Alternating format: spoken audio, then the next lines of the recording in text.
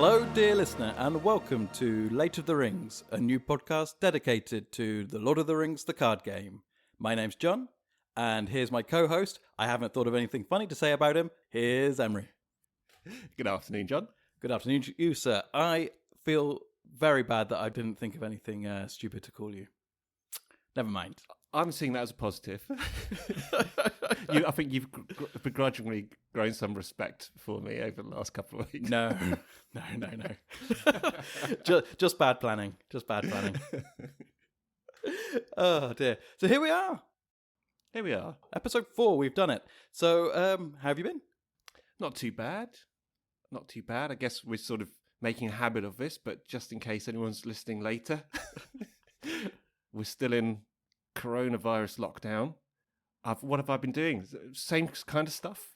Just playing the game a bit. We've been watching some telly. Oh. Watching some movies. Oh. Doing a bit of walking. Careful. And that's really about it. And some quizzes with friends. And that's literally it, I think. I haven't been invited to any of your quizzes. I'll try not to take offence. That's because I'm trying to buy myself a chance of winning. Surrounding myself with idiots who are even more stupid than I am. There's a compliment in there somewhere, I think. Yes. I like to be a big fish or a medium-sized fish in a very small pond. Very wise. How about yourself, John? Yeah, well, obviously same deal with the lockdown. Yeah, not a lot. I'm actually pretty tired. I've been spending a lot of late nights playing Lord of the Rings, which is good, but actually we'll come to why later when we start talking about our journey along the Anduin. I have 2 cats, and they are completely into spring mode. So they have decided now that 4:15 in the morning is playtime. So I've been staying up late playing Lord of the Rings and then being woken up about 3 hours later by 2 hairy terrorists. That's outrageous behaviour. Is playtime that involves you? By running over me, yes. You can't keep the door shut, or would they just scratch at the door? It would be worse than you could imagine. Armageddon in the household. And yeah, other than that, I mean, yeah, so I'm actually pretty exhausted, but I don't know, turn me 90 degrees and I'll be ready for action. Be refreshed. Refreshed and ready. No, ready. I always get that wrong. Okay, we have quite a lot to fit into today, so just to let people know what we're going to focus on, we're going to take a look at the core set cards, the final 2 spheres. We're going to take a look at tactics, and we're also going to sort of fill in the gaps in the spirit sphere, because we covered a lot of those cards in episode 1. So I'm hoping we can actually get them both covered today. And then I think we're going to share our experiences as we both returned to the Anduin for the second quest in the core set, Journey Along the Anduin, which, oh boy, have I got some tales.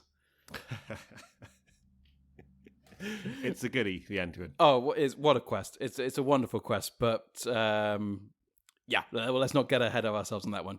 So should we jump straight into it? Great, let's do it. Okay, so we are going to be talking... Oh, should we do tactics or spirit first? I think... should we start with tactics? Things we haven't really touched on. Yeah, sure. Too much. Yeah, and it's a great fun sphere. I mean, just an overview. Tactics is the sphere with all the guys that hit orcs and baddies. I love tactics. Yeah, there's an inner violence to you, John, isn't there? Which comes out when we play these games. See, I like to avoid confrontation, which is a plus point and a minus point in my personality, I think. Yeah, so we'll start with the heroes as we do. We have 2 of our big named Middle Earth heroes here. We have Gimli and Legolas. Should we start with Gimli? Yeah, sure. I mean, Gimli was one of the first guys that I used, and he's a real go-to for me. Whenever I'm doing a tactics, he'll often being with a shout of getting him for deck, to be honest. Yeah. Okay, so just to read him out. So this is Gimli. He is a hero. He's a dwarf noble warrior. He has a starting threat of 11. He has 2 willpower. He has 2 attack. He has 2 defense. And he has a nice high 5 hit points. And he has an ability which says Gimli gets +1 attack for each damage token on him. Ooh. Yes, and I think when we go into some of the cards later, you'll see how valuable that ability is. Yeah, with a little bit of thought, you can really beef Gimli up to become a super attacker. Basically, I mean, he can be a one-man army. Yes, as the White Stripes almost sung. Yeah, absolutely. Yeah, if you get Gimli into sort of souped up mode, yeah, he's immensely powerful. Well, should we? Because we don't have to do everything just by the book here. Should we just jump straight into how you might look at souping him up? Yeah, totally. Okay, so there are a couple of cards inside Tactics which are gonna help you, Gimli, but help you, Gimli. Yeah, I think there's 3 or 4 actually, aren't there? Yeah. So just to recap, so Gimli will get +1 attack for every damage token on him, and he has hit points of 5. So obviously the best way to increase this ability is to give him more hit points, so you can get more damage on him. So one card that can really help you with that is the Citadel Plate, which is an attachment. It does cost 4, which is pretty pricey, but it's an item and it's a piece of armor, and it says this: attached to a hero, restricted. Attached hero gets +4 hit points. Yeah, there you go. That's get that on Gimli, and you've got yourself 9 hit points. If you wanted to, you could take him all the way up to 8 points of damage on him if you were feeling a little bit risky, a little bit brave, keeping on the brink of death. And then this bad boy will be hitting for 11. Yeah. Well, 10. 10. Because he would be dead. You're absolutely right. But you can make him hit for 11, but we'll come on to that in a second. I think Citadel Plate with Gimli is just a fantastic combination. So you have to get him damaged first for this ability to come into play.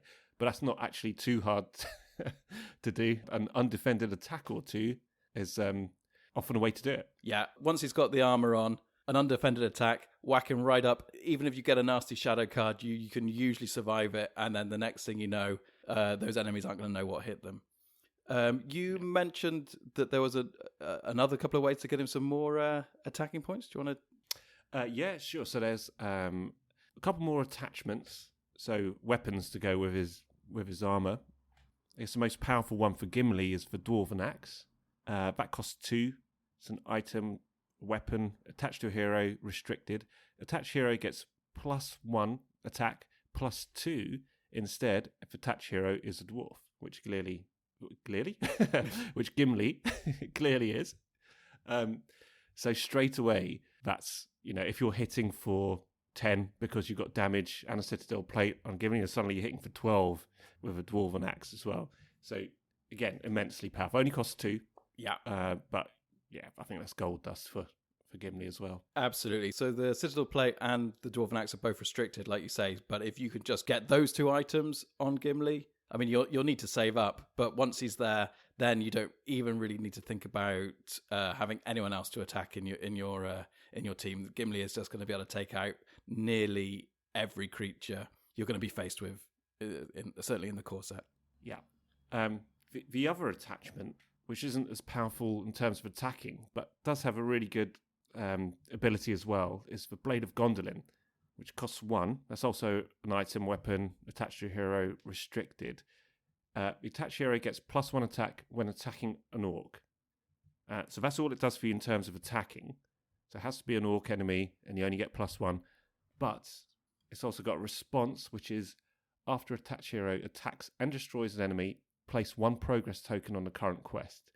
So what you could do with Gimli, if you think, well, I'm already hitting for an enormous amount because I've got the Citadel Plate and I've got some damage on him, and there happen to be a whole bunch of orcs around, and I need to be questing as well while I'm fighting.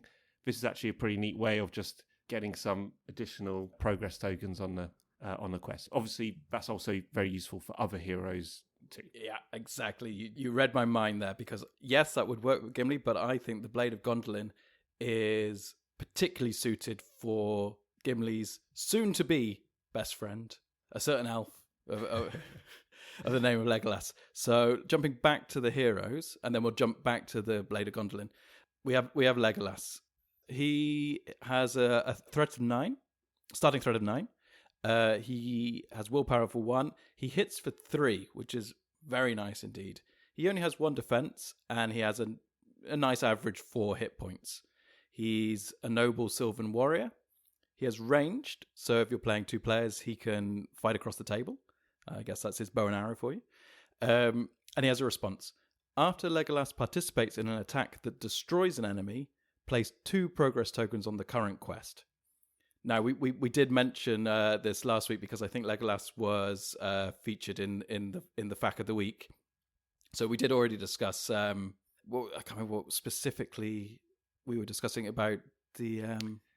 Was it whether you put progress tokens on the current quest or on the current location? That's right. Absolutely. Yeah. So we covered that. So the progress tokens always go on the location if there is an active location, and then if not, directly onto the quest card.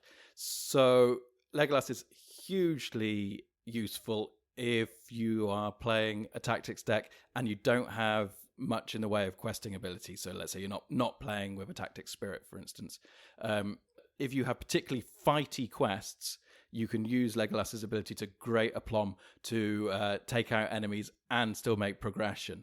And then just to jump back to where we were then on the Blade of Gondolin. So just a reminder, it has a response that after the attached hero attacks and destroys an enemy, place 1 progress token on the current quest. So it's kind of a mini Legolas effect. And it also gives +1 attack when attacking an orc. So in theory, if Legolas has taken out orcs, he would be hitting for 4 and then placing 3 progress tokens on either the active location or the current quest. One important thing to note here is, even though the effect is essentially the same, adding progress tokens to the current quest, the 2 effects happen simultaneously as responses. But as a player, you would get to decide what order those responses happened. So the reason that's important is, in theory, you could clear quests and then place further tokens. Does that make sense? Because if you needed only 1 quest token to finish a quest, you could, in theory, clear that one and then immediately place 2 on the next quest, which would never normally be possible, because at the end of each quest card, any excess progress would normally be lost. But as you are doing this as 2 separate motions, you could, in theory, clear a quest with either 1 from the Gondolin Blade or 2 from Legolas, depending on what was needed, and then still spend your extra progress onto the next quest. And of course, that works with locations as well. Yeah, because you haven't triggered that response yet. Absolutely, yeah. You trigger 1 response, that gets you to the end of a quest or what have you, and then after that, then you trigger the other response. Yeah, as soon as the quest card is completed, it immediately moves to the next quest, no matter where you are in the game. So, and then as soon as you've got to that point in the quest, you pick up exactly where you left off. So you still have a response to trigger. Yep, that makes sense. I don't think I've ever come across that scenario, actually, but it's good to know. Yeah. Definitely worth bearing in mind. It's definitely worth bearing in mind that you would get to decide at what point you put those tokens on. So you can find different ways to make it work in your favor. Yeah. It doesn't happen that often, like you say, but bear it in mind. So really, if you're looking at our 2 classic heroes here and their respected attachments, so for me, that would be Citadel Plate and Dwarven Axe on Gimli, and then the Blade of Gondolin on Legolas. I think you have 2 incredibly powerful combat heroes inside tactics.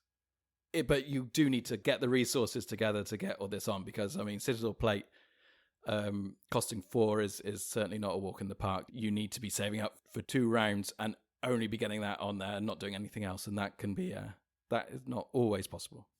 Yes, that's true. Especially as there's other cards which you may need to use as well, which we'll be looking at too.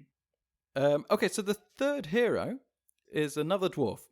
And I mentioned last week that Fantasy Flight chose to sort of make up some heroes in this. And I mentioned it's because there was a sort of a lack of female characters in the source material of Lord of the Rings. So they felt they needed to right the balance and create characters.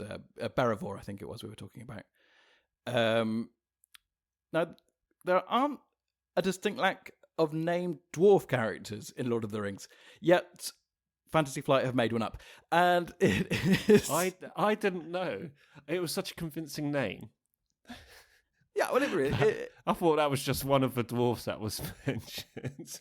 Thalin, son of Theon. Yeah, it absolutely makes sense. It's just, no, they just made him up. So, yeah, my boy Thalin. I love this guy, by the way. Oh, me too. But why don't you talk us through it? Okay, yeah. So he's got a starting threat of 9. He's got 1 willpower. He hits for 2. He's got 2 shield. So not amazing stats when you look at him like that. And he's got 4 hit points. But he's incredibly useful. So he's a dwarf warrior. And his ability is, while Thalin is committed to a quest, deal 1 damage to each enemy as it's revealed by the encounter deck. Now, that doesn't sound like a massive amount, but that can actually be unbelievably useful.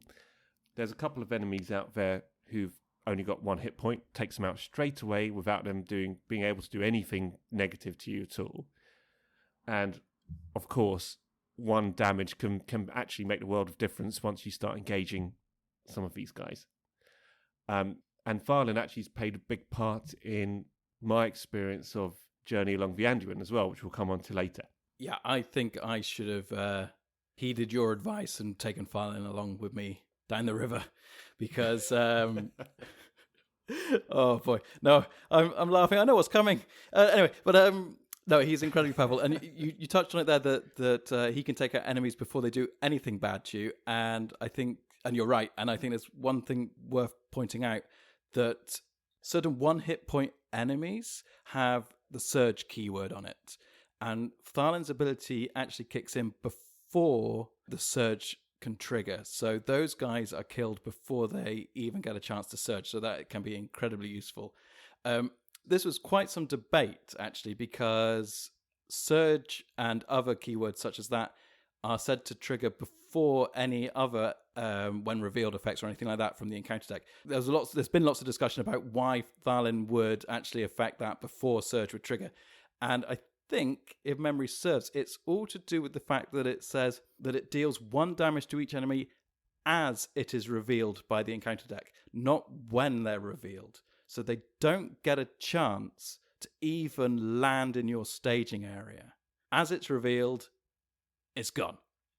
But to counteract that, you may remember last week I was talking about the difference between adding enemies to the staging area and revealing enemies to the staging area when we were talking about a passage through Mirkwood. It is important to note that if you are playing Thalin and the quest says to add enemies to the staging area, Thalin's ability would not trigger because they do need to be revealed. Yes, correct. And if you happen to complete a quest and Thalin's exhausted, but you're not in the quest phase anymore, then also it still wouldn't trigger because he's not committed to the quest anymore at that point. Absolutely. Yeah, it's only during the quest phase. Correct. Oh, good. Look at you. As each week goes by. No, it's great. That's good. Love it.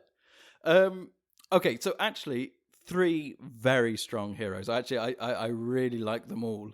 And I just think the thing is, when you read these, when you first open your core set, you think, oh, these guys are going to get me through every quest. And as we've mentioned several times already, they are very strong, but they can't get you through the first quest. No. Or maybe they can, and we haven't figured it out. But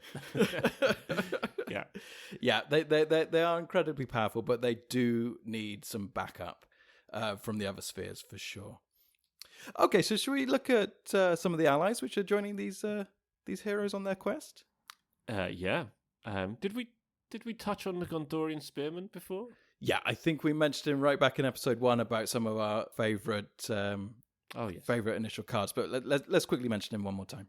Okay, so Gondorian spearman, he costs 2, willpower of 0. He hits for 1, shield of 1, only 1 hit point.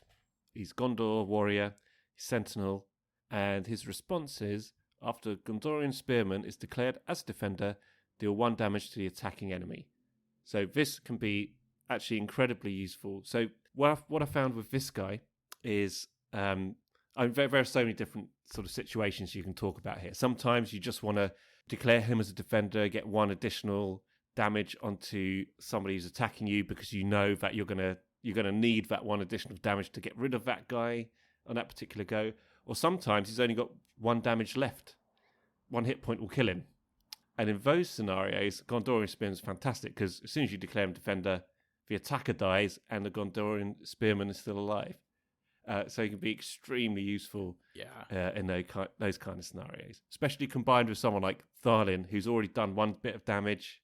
So imagine you've got a situation where somebody's got 2 hit points, they get revealed by the encounter deck, Tharlin hits him for 1, then you declare the Gondorian Spearman's defender, boom, that guy's dead without him ever attacking you. Yeah, I think Gondorian Spearman and Tharlin together like that is a great combination. I do love what you just said there about if you have an enemy that just happens to have 1 hit point left and you use the Gondorian Spearman, because I just love the idea of it thematically, that this guy is just pointing his spear upwards and cowering, knowing he's about to get squashed to bits by a troll. And hey, he fell on my spear. I'm alive. That's why it's called the Spearman. I love it. Yeah, no, he's very good. He only costs 2, which I think is very fair cost for this guy. Yeah, I think it's just right. Well, I say fair. I think that's the correct cost for him from my experience. So he often gets, well, pretty much always gets room in my deck if I'm putting in tactics allies. Yeah. Well, the other 2-cost ally we have here is the veteran axe hand. He's a dwarf warrior and he has a cost of 2, and he has 0 willpower. He will hit for 2. He has a shield for 1, and he has 2 hit points, and he has no abilities. He's just a guy. But he's great. Everyone knows where they stand with veteran axe hand. He's been around the block. No, he's great as well. And those he hits for 2. That can be extremely useful, and he can take 3 against him essentially. Yeah, he hits for 2 and a shield for 1 and 2 hit points. Yeah, he's pretty solid for just 2 resource, I think. Yep, he's another one who sees a lot of action in my tactics decks for sure. Well, with that in mind, I'll tell you one who I don't think I ever play, and that's the horseback archer, who costs 3. And you see, it's that extra cost of just 1 that makes me go, I'm not so sure about this guy. So he's cost of 3. He has 0 willpower again. So far, none of our allies have any willpower, which should be ringing some alarm bells of why it's so hard to get through any quests with just tactics. So cost of 3, 0 willpower, hits for 2. Yeah, so it's the same as the axe hand. Shield of 1, same as the axe hand.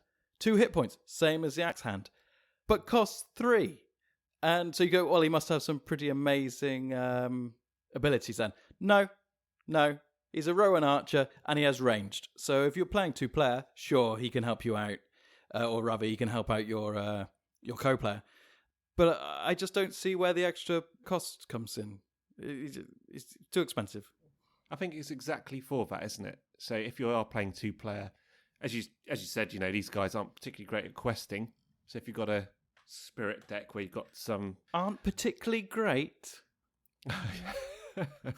0, 0, 0. Yeah, they're not the best.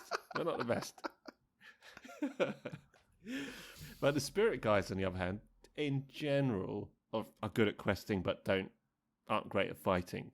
So if you are playing 2-player and you have engagements whereby some nasty enemies are engaging some of your spirit guys and there's no way for them to kill them, then actually this guy could come in pretty useful, I think. I mean, he hits for 2. That could make the difference at the end of the day, couldn't it? So, yeah, for me, I think you're right. just looking at it purely for tactics, solo veteran Axans over horseback archer every single time. But could see a way, could be useful in a 2-player game, I think. Yeah, for sure, useful in a 2-player game. But for me, I would rather just save my resources and just save up for that Citadel plate. I mean, and if you're talking about saving up resources, the last ally in tactics, you're going to need those resources. We've got Bayon. He gets a lot of mentions in our podcast, Bayon. So he costs 6. Oh, God. Here we go again. So I know what you're going to say. So, no judgment yet. So he costs 6. He can quest for 1. He has 1 willpower. Woohoo! He'll hit for 3, though. Very nice, too. He has a shield of 3. Very nice, too, indeed. And a massive 6 hit points. So this guy is tough. And he has an action. Bayon gains +5 attack until the end of the phase. At the end of the phase in which you trigger this effect, shuffle Bayon back into your deck. Limit once per round. Now, you're going to expect me to say, yeah, but he costs 1 more than Gandalf. And and you'd be right. I do think that. But where I do see a place for Bayon is in conjunction with sneak attack. If you're playing a tactics and leadership dual deck. Because that action is sensational. If you're in trouble, you can sneak attack Bayon in. You can trigger his action for +5 attack, giving Bayon an attack of 8. And then, of course, with sneak attack, at the end of the phase, you return the ally back to your hand. Now, the action on Bayon says, at the end of the phase in which you trigger this effect, shuffle Bayon back into your deck. But again, this is one of these lovely times where both actions happen at the same time, so you as a player will get to decide which order you do it in. And I absolutely recommend you put him back in your hand and not into your deck. So this was actually the card where I first figured out about the whole sneak attack bit. So I thought, how am I going to afford this guy? He costs 6. And I did precisely what you said. I had a leadership and tactics deck. And it made me realise how powerful sneak attack was, especially if you've got a couple. You do it a couple of times in a row with this guy, whether you need to defend or attack. He can take 9, essentially, 3 shield and 6 hit points. And he can hit for 8 using his effect, which is pretty stunning. Of course, what you can do with Bayon, though, if he does cost 6, but I guess it is also, and I've never done this actually, but just looking at him now, it is probably worth bearing in mind that, he's got 3 shield and 6 hit points and can hit for 3. Okay, he costs 6 to get out. If you can get him out there and involved, he's going to stay out there. Oh, yeah. And he's going to, he'll be a very powerful ally to have there. And then if you're in dire straits and you did need to trigger his kind of atom bomb kind of effect, he can take out some serious enemy that you can't deal with any other way.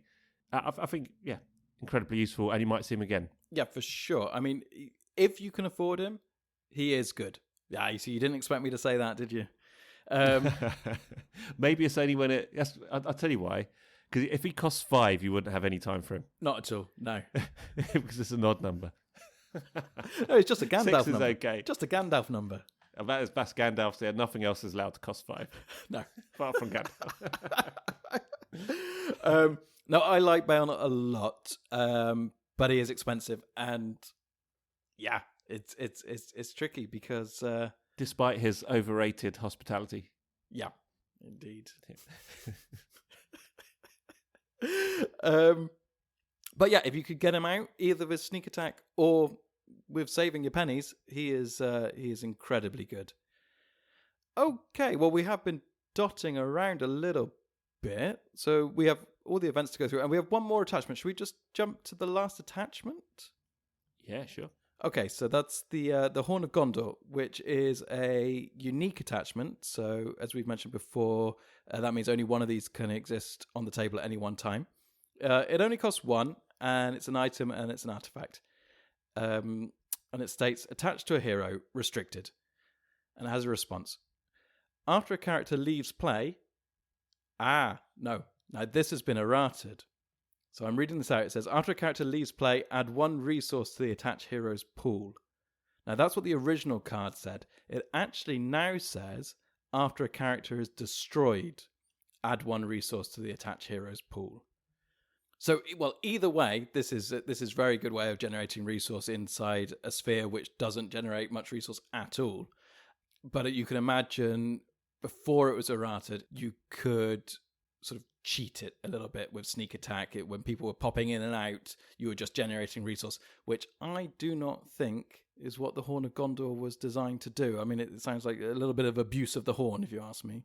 So what it sounds like to me is how it worked before was the Horn of Gondor before it got split into. Now you got a broken horn. It only does half of what it could do before. But if you think thematically, you blew the Horn of Gondor to, well, I mean, it's a call to aid, isn't it? Was it call to aid or a call to arms? Call for aid. Call for aid. So, yeah. Well, then, if someone's just jumping in and out of play, are you going, where are you going? Yeah, come back. So, yeah, it kind of still makes sense. But now it's like, oh no, someone's died. It's like the bugle of Gondor. Yeah. It's so actually, I think they got it right the first time, but maybe it was just too powerful, like you say. It's too easy to build up resource very fast, I guess. Yeah, there are a few tactics allies that are going to come out in the first cycle, which make a whole point of popping in and out of play. So, like you say, it could easily be abused in that way. You have to confiscate the horn because someone's blowing it too often. Yeah, exactly. If you can't be trusted with the Horn of Gondor, I'm going to take it away from you. And that's what happened, dear listener. Okay, so worth bearing that one in mind. Yeah, I just had a look at my cards actually, and yes, it does say when a character is destroyed on the new version. So new school. Okay, so shall we have a quick look at the events then from Tactics? Where shall we start? Well, there was one earlier on. We were talking about how we increase your attack strength, and one of the events you can use for this is Blade Mastery, which costs 1. And the action of this is choose a character, so you can use this on anybody. Until the end of the phase, the character gains +1 attack and +1 shield. So this is a good little sort of booster. It only counts for 1, but it can be important. So use the +1 shield, obviously, to save that character if they're on the verge of dying, and then the +1 attack if you desperately need to get rid of someone or they're on the verge of dying. So this one, it's a bit of a strange one, this, because I have put it in my deck fairly often. So I always think, oh, that's going to be really useful, but I always end up underutilizing it a bit. So I think there's always something else I'm saving up for, which I think, oh, I'll just save up for that. It might be better. So I don't know what your experience is with it, but I haven't done Tactics loads and loads, but that's been my experience so far. Well, it's funny you should say that, because actually I have exactly the same experience with it. I always think, oh, that's a good utility, I'm going to get that in my deck, and then I very rarely play it. Like you say, there's always something else I'd rather be putting that resource to. Now, coming up in a few episodes' time, we're going to be discussing the action windows and use of, because it's something you mentioned to me in the week, and we're definitely going to schedule that in as a talking point.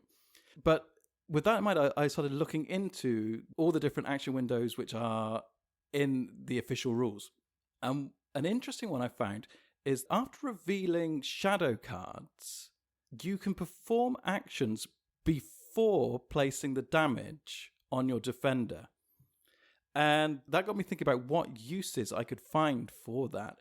And this is actually one card which leapt out at me. That, let's say you have a defender who you thought was going to take an attack without an issue, and then a shadow is revealed that gave that attacker +1 attack, or maybe even took the defense down of your defender. You could utilize the action window at the end of the reveal the shadow effect, but before the damage is dealt, and play Blade Mastery to give yourself that +1 shield to, in effect, save that ally or hero. Yeah, I think there are a few little nuances like this, and yeah, we should definitely have a discussion about it because I think when we had a very quick chat about it earlier in the week, I was actually thinking in my kind of newish, naive way, I said, well, what's the point of half of these action windows? They seem a bit pointless to me. It's almost like there's only a couple of places where you can't do actions, but then there are little scenarios, nuances when you start thinking about it a bit deeper, which might come into play. But yeah, we should definitely have a more in-depth chat about that at some point. Yeah, and we will for sure, because I actually thought it was a very interesting point that you brought up. But I just sort of reading that through now and just thinking about these sort of choice places when, because in the past it's like I'd been revealing shadow effects and going, oh well, that's that guy dead then. But then without realizing that perhaps you could, even at that point, boost your character to the point of survival. But yeah, Blade Mastery, it's a utility, but I don't tend to use it, and it sounds to me that you don't either, really. I have used it, but not that often. Is what I'd say. Well, I tell you what, let's go on to one event. Yep. Is it just worth mentioning, as we were talking about action windows, one thing that is worth bearing in mind is that the how to play or learn to play, which comes with the version I have of the core set, doesn't make any mention of action windows at all. It's not even mentioned in there. The term action window doesn't exist in that learn to play document, which comes with the core set these days. But you can find reference to it on the online rules. So if there are any new players who are a bit confused about action windows, etc., I think it does say in that learn to play, here's a reference to where the rules can be found online. Actually, you do absolutely need to go and look at those rules to get a complete picture. So I think the learn to play gives you an overview, but doesn't give you all the information you need to play the game properly. So you do need to look at those rules as well, which these days is a separate document. So so before we talk about it in depth, probably just worth mentioning that now for any new players who might be confused by any action window kind of discussion. What is an action window? Yeah, no, I think that's a very valid point, for sure. And yeah, I think this will actually be the basis of our discussion. Yeah. Okay, so neither of us really too into our Blade Mastery, but there's one event card which I think we both know is key for the same cost of 1, and that's Feint. Oh yeah, it's a combat action, and it says choose an enemy engaged with a player. That enemy cannot attack that player this phase. Thank you very much. Yeah, it was literally a lifesaver for your heroes. Yeah, this is a really powerful and useful card, and of course, the plus side is you can do a feint, but you can still attack that enemy as well. So if you've got an enemy an enemy which you can potentially kill that go or what have you, but you can't withstand an attack from him because he hits for such a large amount, feint is just an absolute godsend. Terrific card. I mean, it's not that flashy, but what it does brilliantly, and as you say, it will save your life on many an occasion. And with that in mind, there's a sort of sister card to Feint, also costs 1, and it's called Quick Strike. And that has an action: exhaust a character you control to immediately declare it as an attacker and resolve its attack against an eligible enemy target. Now, this is in essence doing the same job as Feint, because if you can kill that enemy, as you just mentioned, Emery, you could perform a quick strike and kill the enemy engaged with you before it gets a chance to attack you. Now, of course, if you don't kill it, it will still get a chance to attack you straight away afterwards.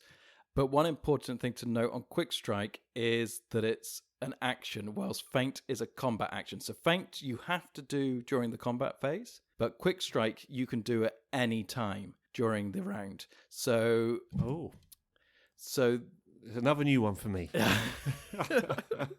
Yes, a good point. Yeah, but you do have to bear in mind that the wording is any eligible enemy target.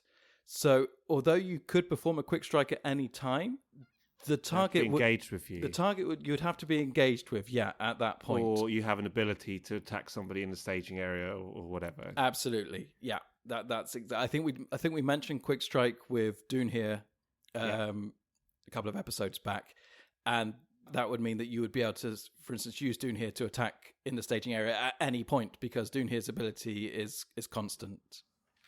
Yeah, on this card, for me, a key difference between Quick Strike and Feint is that on Quick Strike it says exhaust a character you control to immediately declare it as an attacker. So if you can destroy that enemy just by one of your heroes or allies attacking it, then fine. That's great. If you have a souped up Gimli, you can just immediately destroy an enemy, perfect, before that enemy gets to attack.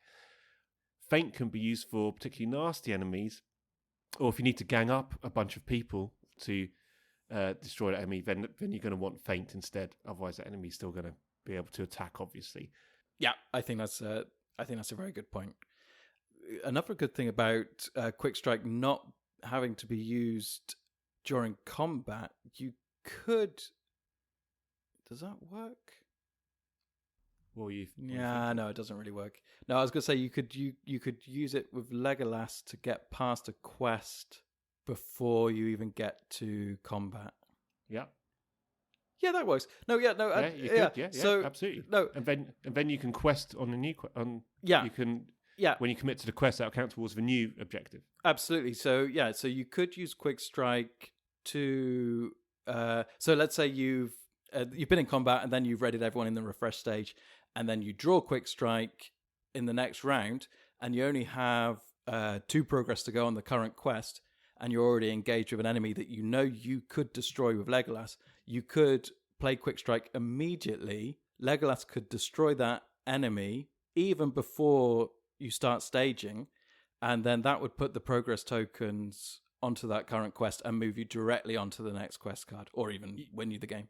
You could even use it during the refresh phase, I guess, because you have an action window after you ready everybody. So if you've got that card, look at you, you're obsessed by action windows now, aren't you? Yeah, that's a whole new world. So that action window right at the end of a refresh phase can actually be really useful. But again, something to discuss in the future. But it's quite cunning, I think, how you can use that one. Yeah, and I think this is one such. Yeah. If you've already got Quick Strike in hand, you could use Legolas during the combat, readied everyone during the refresh, and then Quick Strike with Legolas again. And it could literally win you the game there and then. One thing to bear in mind if you did that, it does exhaust whichever character you use. Yeah. And if you do it after the refresh phase, at the end of the refresh, he won't refresh. Of course, yeah. But let's say you've already used him once to attack, and then you just need a couple more, more hits on an enemy. You could, it's going to win you the game. Then sure, just ready Legolas, play Quick Strike, kill the guy, win the game. Yep. Simple as that. Simple as that. Well, those for me are the key events in tactics, but there are a couple more which I've got another key one which I use loads, and it's Swift Strike. Interesting. Go ahead. Which is it's similar to the Gondorian Spearman's ability we were talking about earlier. So this costs 2, so it's not mega cheap, but this can be make or break. I think this one for me. So response: after a character is declared as defender, deal 2 damage to the attacking enemy. So again, this is a way to destroy an enemy when it attacks you without having to lose any damage yourself. So if they've got 1 or 2 hit points remaining, you use this card, then once they attack you, then that's the end of them. Or if you know that you need to get an additional 2 off them because the other guys who are going to attack that enemy don't quite have enough to destroy him. So this can be really useful. So I really like this card. Swift. I've used this more and more as time's gone on.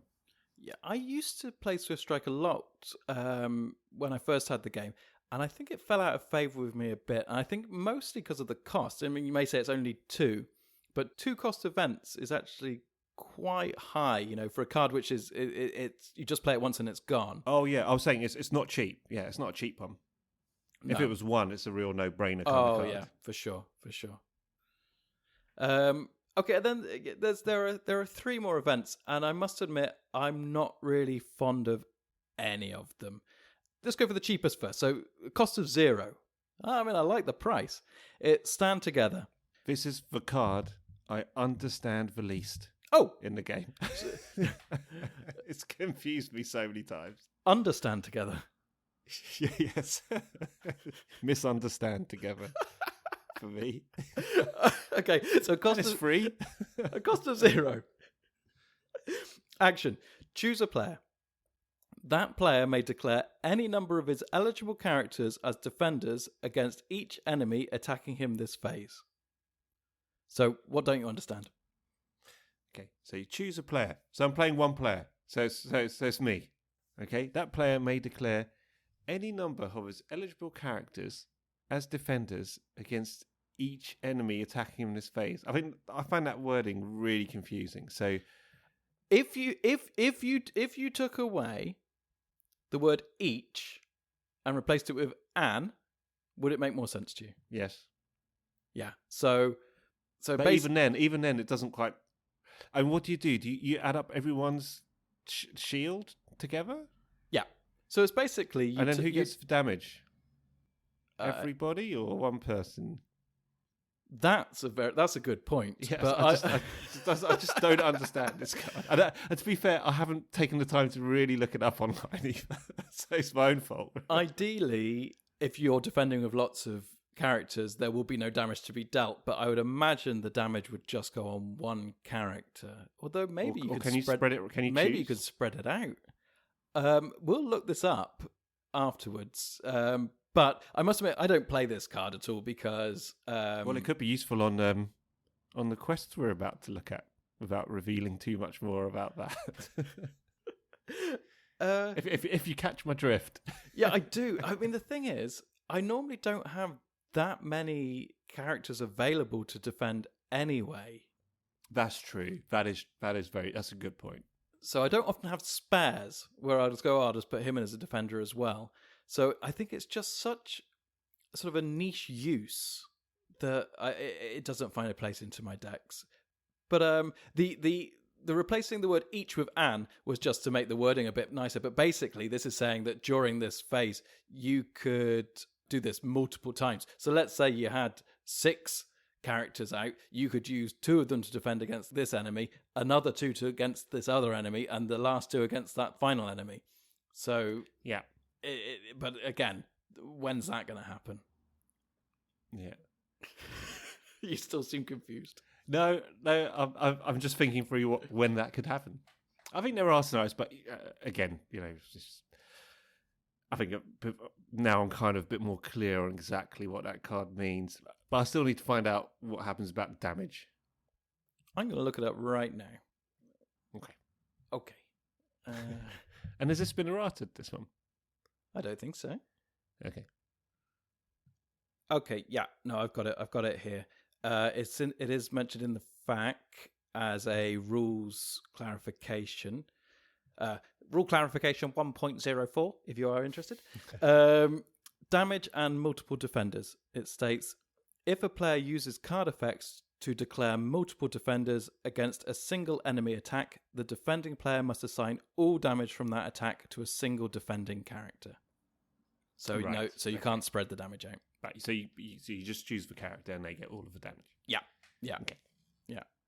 Okay, that's clear then. It's clear, but it makes me like the card even less, to be honest. Yeah, you can't stand together. I can't stand together. Okay. Okay. We've unraveled the mysteries of Stand Together, I think. Yeah, for sure. So the question everyone wanted answered. Okay, so we have 2 more events. One pretty cheap, one very expensive. Which way should we go? Well, okay, I like the expensive one. Okay, let's go with that one first. And I've just thought about some good uses for the cheap one. Okay, great. Shall we start with the expensive one? Go for it. Okay, so that's Thicket of Spears, which costs 3. You must use resources from 3 different heroes' pools to pay for this card. Okay, so straight away, that's pretty restrictive. Pretty restrictive. But in certain scenarios, this can be really useful, I think. So, action, choose a player. That player's engaged enemies cannot attack that player this phase.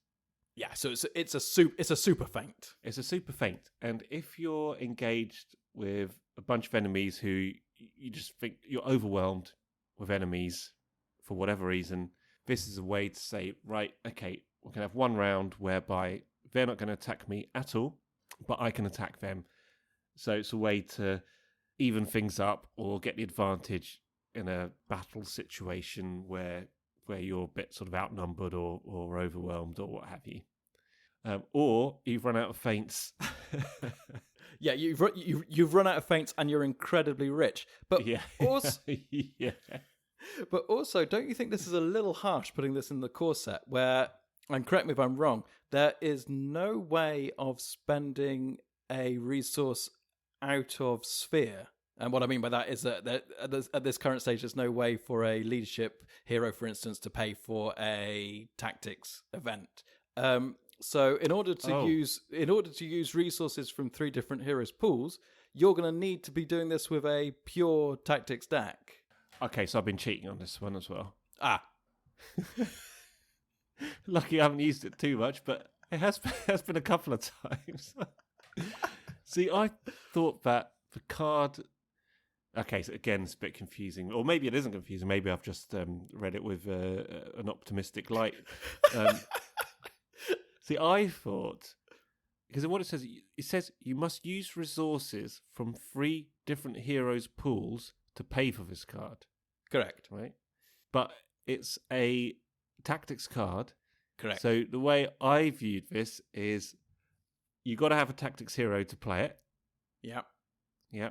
And then whichever 3 heroes you have, you take 1 resource from each, boom, you pay for it.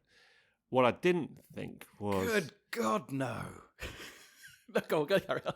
So, yeah, okay. But what I didn't think was, because it's a tactics card, and you must use resources from 3 different heroes, that all of those heroes have to be tactics.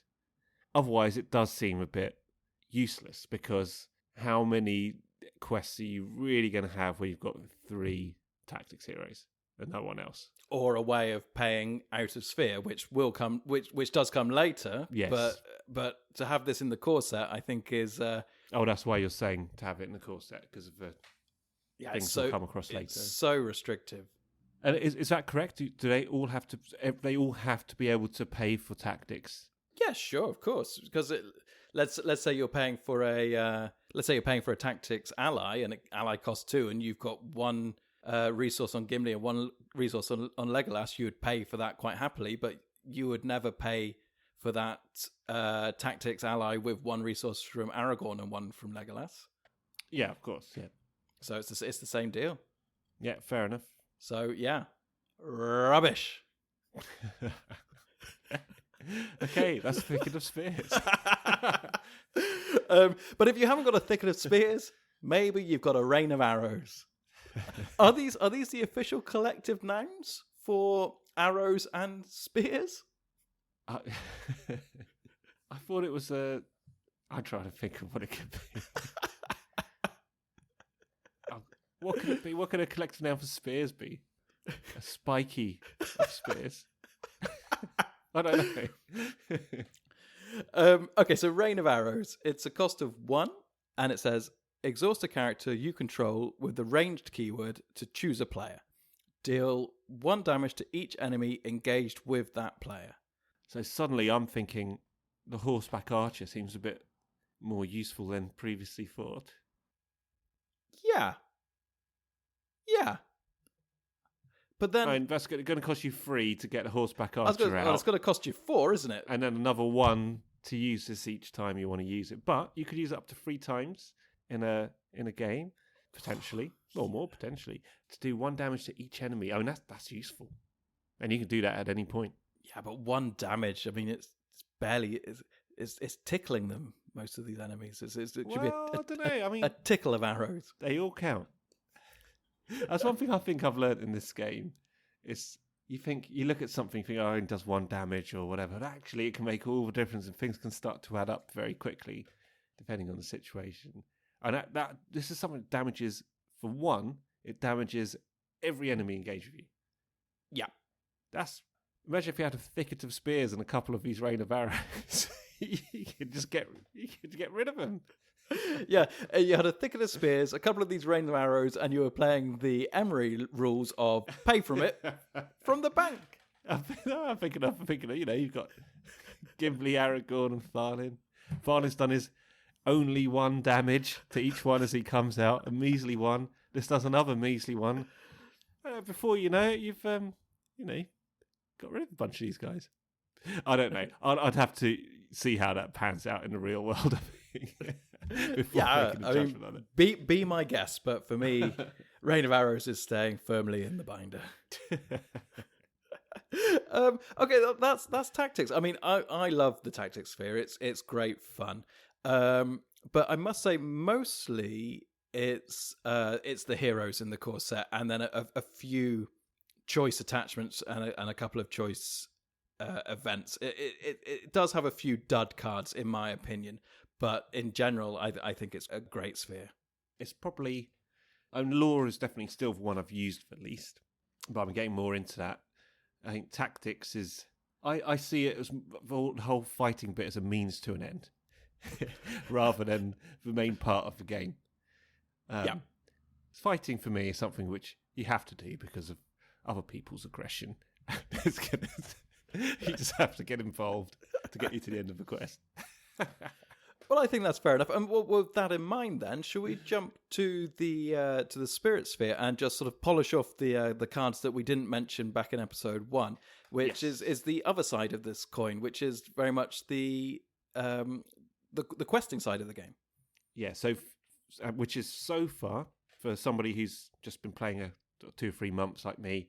So far, and I'm not sure if it's normal, whether it's just me or what have you. This always seems to be this is definitely my favourite sphere, I think, at the point I've got to so far in this game. I think that's fair enough. I think there's a spirit can do a hell of a lot, and actually it can help you win a lot of quests, and there is no better feeling than beating the quests. Okay, so like I say, we have covered a lot of these cards, so we're going to try and not spend too much time here. We discussed the heroes, didn't we? Yeah, so just to quickly rattle through it. So Eowyn, we have spoken about no end. We both love her. She is fantastic. So I don't think we need to talk about Eowyn anymore. She is your go-to quester. If you are playing Spirit, play Eowyn. Dune here, of course, we've mentioned. He's the only hero at the moment that can attack in the staging area. So he's really cool as well, but we have talked about him. There's one hero we've not mentioned yet, and it's another made-up one. It's Eleanor. This is a Gondor noble. She has a starting threat of 7. She quests for 1. She hits for 1. She defends for 2. And she has 3 hit points. So she's not that strong, but she's very cheap for your starting threat. If you want to keep your threat down low, Eleanor is a good choice. She has a response. Exhaust Eleanor to cancel the when revealed effect of a treachery card just revealed by the encounter deck. Then discard that card and replace it with the next card from the encounter deck. So, I mean, cancelling treacheries is a wonderful thing. It really is. But replacing treacheries with more encounter cards is not so nice. So I'm always torn with Eleanor. Have you played with her much? Yeah, only once or twice actually. And I think looking back now, it probably is going to really depend on what quest you're doing, I think. So yeah, like you say, it's only going to give you a starting threat of 7 when you add her. And that is potential lifesaver of a response of an ability that she's got there. You know, I think we've all been in situations where we get one particular treachery thing. Oh my god, anything but that would have been fine. I think she's great for those kind of scenarios. I guess the downside is she hasn't got anything outstanding on her stats there, which is how, you know, we use her for questing or for fighting or what have you. It's almost like you need to build her up a bit to make her useful. Or but chances are you're exhausting her anyway to cancel that when revealed effect. And also I'm noticing it's when revealed effect of treachery cards. So there are a lot of nasty when revealed effects on enemies and locations. True, that's true. I don't know if I'm a fan. Yeah, well, I certainly don't play over anymore, but I mean, like you say, that definitely the low starting threat is very pleasant indeed. But I think if I was building with a spirit deck, Eowyn and Dunhir would definitely be my first choices. I mean, Dunhir's ability to attack in the staging area is great, and it's only a starting threat of one more. It's only 8. Yeah. Yeah, I mean, especially as Spirit has other cancellation cards. So let's maybe just jump to those. So there is a key event inside the Spirit sphere called a Test of Will. It has a cost of 1. And there is a response. Cancel the when revealed effects of a card that was just revealed from the encounter deck. Now, this is possibly my favourite, most used event in the core set. It only costs 1, and it saves your life on so many occasions. And again, just importantly, it's when revealed effects of a card. So not restricted to just treacheries. It can be a when revealed effect on an enemy or a location as well. So, yeah. It's a great card. This is the one that if you do have a spirit deck or you've got some spirit cards in your deck, you want to see these come out early. You don't want them to be somewhere deep in your deck, and you're always very, very happy to see these come into your hand, I think. So yeah, which proves what a great useful card it is. Absolutely. And a Test of Will has kind of a sister card of another event called Hasty Stroke. Also costs 1, and that has a response of cancel a shadow effect just triggered during combat. So, yeah, basically does the same thing, but for shadow cards. And again, that can be a complete lifesaver. Yeah, absolutely. Always keep 1 resource from Spirit. Yes. Is my advice. If you're wondering whether or not to play that ally and you've only got 3 resources, and am I going to choose between this 2-cost ally or this 3-cost ally, you're probably better choosing the 2-cost ally, keeping that 1 just in case you need to cancel something. Well, you say that, but the only 2-cost ally available in the course Spirit deck is for Wandering Took. Mm-hmm. Who costs 2. Maybe if you said 3 and 4, that probably works better. It might have been a stronger argument.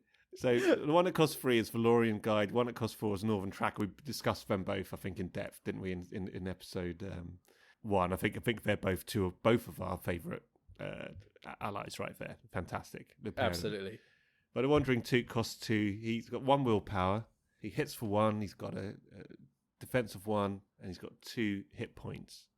And he's a hobbit, and his action is reduce your threat by 3 to give control of Wandering Took to another player, raise that player's threat by 3. So what we're saying there is... Yeah, it's terrible. Well, if one person is... Well, I don't know. I'm trying to think of a scenario where it would be helpful. No, go ahead. Go on. I guess if...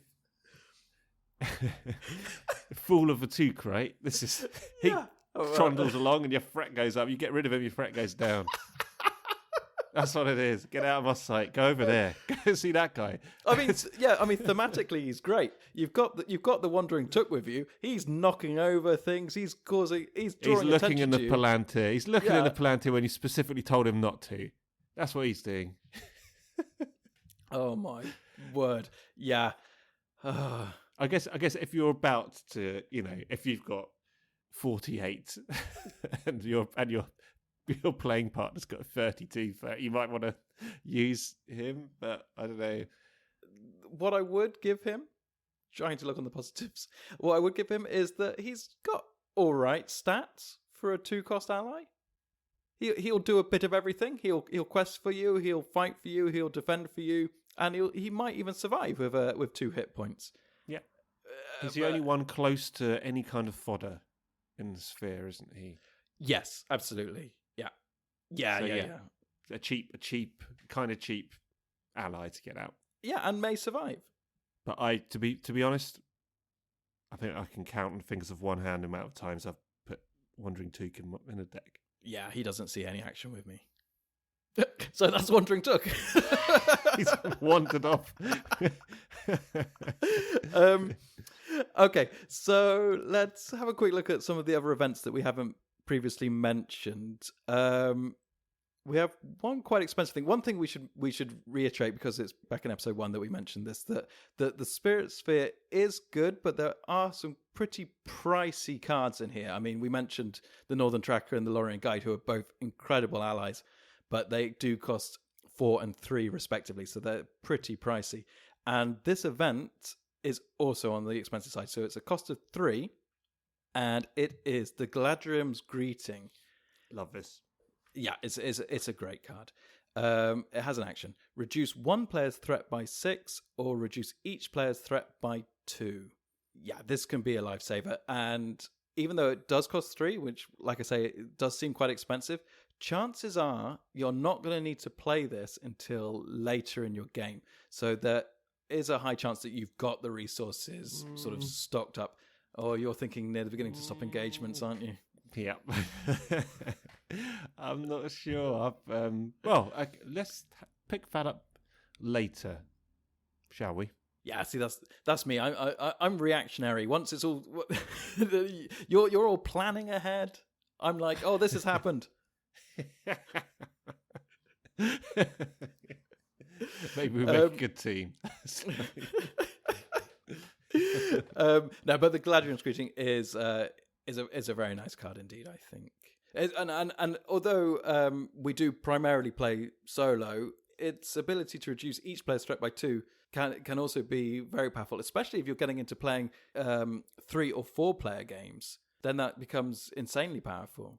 You know what? I've never, when we've been going through these cards and thinking about the quest and etc., I've never really given any thought to 3 and 4 player games, just because I've got no experience of it. So I guess it doesn't really enter my mind. But yeah, that's a great point. I guess anything that says each player, and then conversely, when you have to pick a player, then globally, I guess the ability of that card reduces the more players you have. So I've never really thought of it like that. But yeah, it's a good thing to bear in mind, I guess. Yeah, I mean, I don't think 3 or 4 player games are particularly common, but they do happen. I've played a couple over the years, but literally only a couple. Okay, so that's a great card. So let's see what else we've got here. Strength of Will, cost 0. Look, we've gone from one extreme to the other. This is an event that costs 0. It has a response. After you travel to a location, exhaust a spirit character to place 2 progress tokens on that location. So again, this is with the theme of Spirit's ability to power through quests by adding progress. It's powerful, but I've rarely got a spare character to exhaust.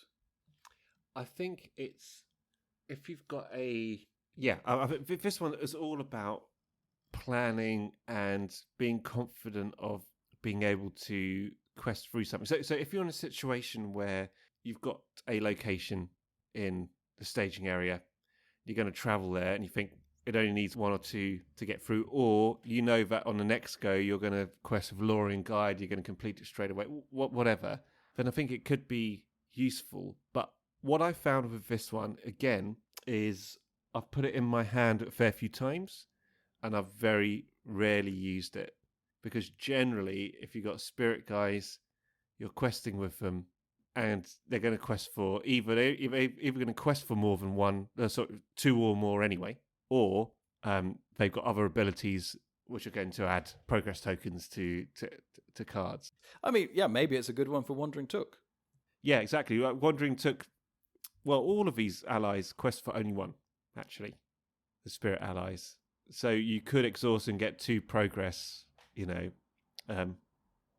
it's tricky though, isn't it? Because Lorien Guide quests for 1, but then after the Lorien Guide commits to a quest, place 1 progress token on the active location. So, yeah, because actually, if with the Lorien Guide, you could, in theory, clear a location straight off the bat just by the ability of questing, and then you would still get your 1 willpower, which would contribute against the staging area. Or the other way to look at it is Lorien Guide's going to quest for 1. On the next go, the next round, once he commits again, then you're going to put that 1 on there So that kind of adds up to the same in total. Yeah, and also, of course, with the Lorien Guide and the Northern Tracker, you're going to just use them round after round after round. Well, Strength of Will is a one-off.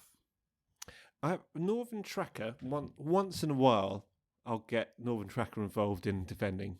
Oh, yeah, no, Northern Tracker's great. Defending and attacking. Yeah, but Lorien Guide, yeah, he's essentially, if he gets in a fight, he's not going to be very useful. No. Okay, so, yeah, Strength of Will, we're not massive fans of. Another will. There's lots of will in Spirit. Yeah. So another will is the Will of the West. Cost of 1. Choose a player. Shuffle that player's discard pile back into his deck. Now, can you please explain to me why on earth we would want to do this? Well, I think it's obviously if there's useful card or cards which you've discarded and you want to get them back in a random order, then I guess that's what's useful. I've never used this card. No, it's terrible. I included it in a couple right near the beginning, but I just never thought... I mean, maybe if there's...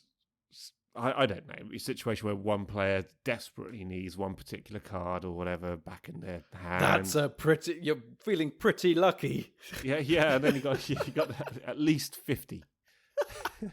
Well, whatever, minus however you got out or in your hand. Yeah, I've never used it really. No, and it cost you 1 for the privilege. I'm sure there are people listening who are going to say, "Oh no, I know where I can use that," which we don't know about. But yeah, I haven't come across it personally. Oh well, please do get in contact if you do use it. I will be happily proven wrong. Yeah, Will of the West. I'd love to know. Yeah, exactly. But one event that I can find quite a lot of use for is Stand and Fight. And the cost of X and has action. Choose an ally with a printed cost of X in any player's discard pile. Put that ally into play under your control. The chosen ally can belong to any sphere of influence. It's a great card. It is, but we have to have this conversation. And I know we've come to blows on this. And this is important for new players. It is important to note that officially you cannot play this on Gandalf. Oh, yeah. This is one of the most contentious official rulings ever, I think, in Lord of the Rings, the card game. And I think you'll be hard pushed to find anyone who actually agrees with it. But basically, the ruling states that because Gandalf is neutral, he does not belong to any sphere. So therefore, the wording on this card says the chosen ally can belong to any sphere of influence. Because Gandalf doesn't belong to any sphere of influence, you cannot use Stand and Fight on Gandalf. Okay, so I think it sounds like this debate has has raged already somewhere.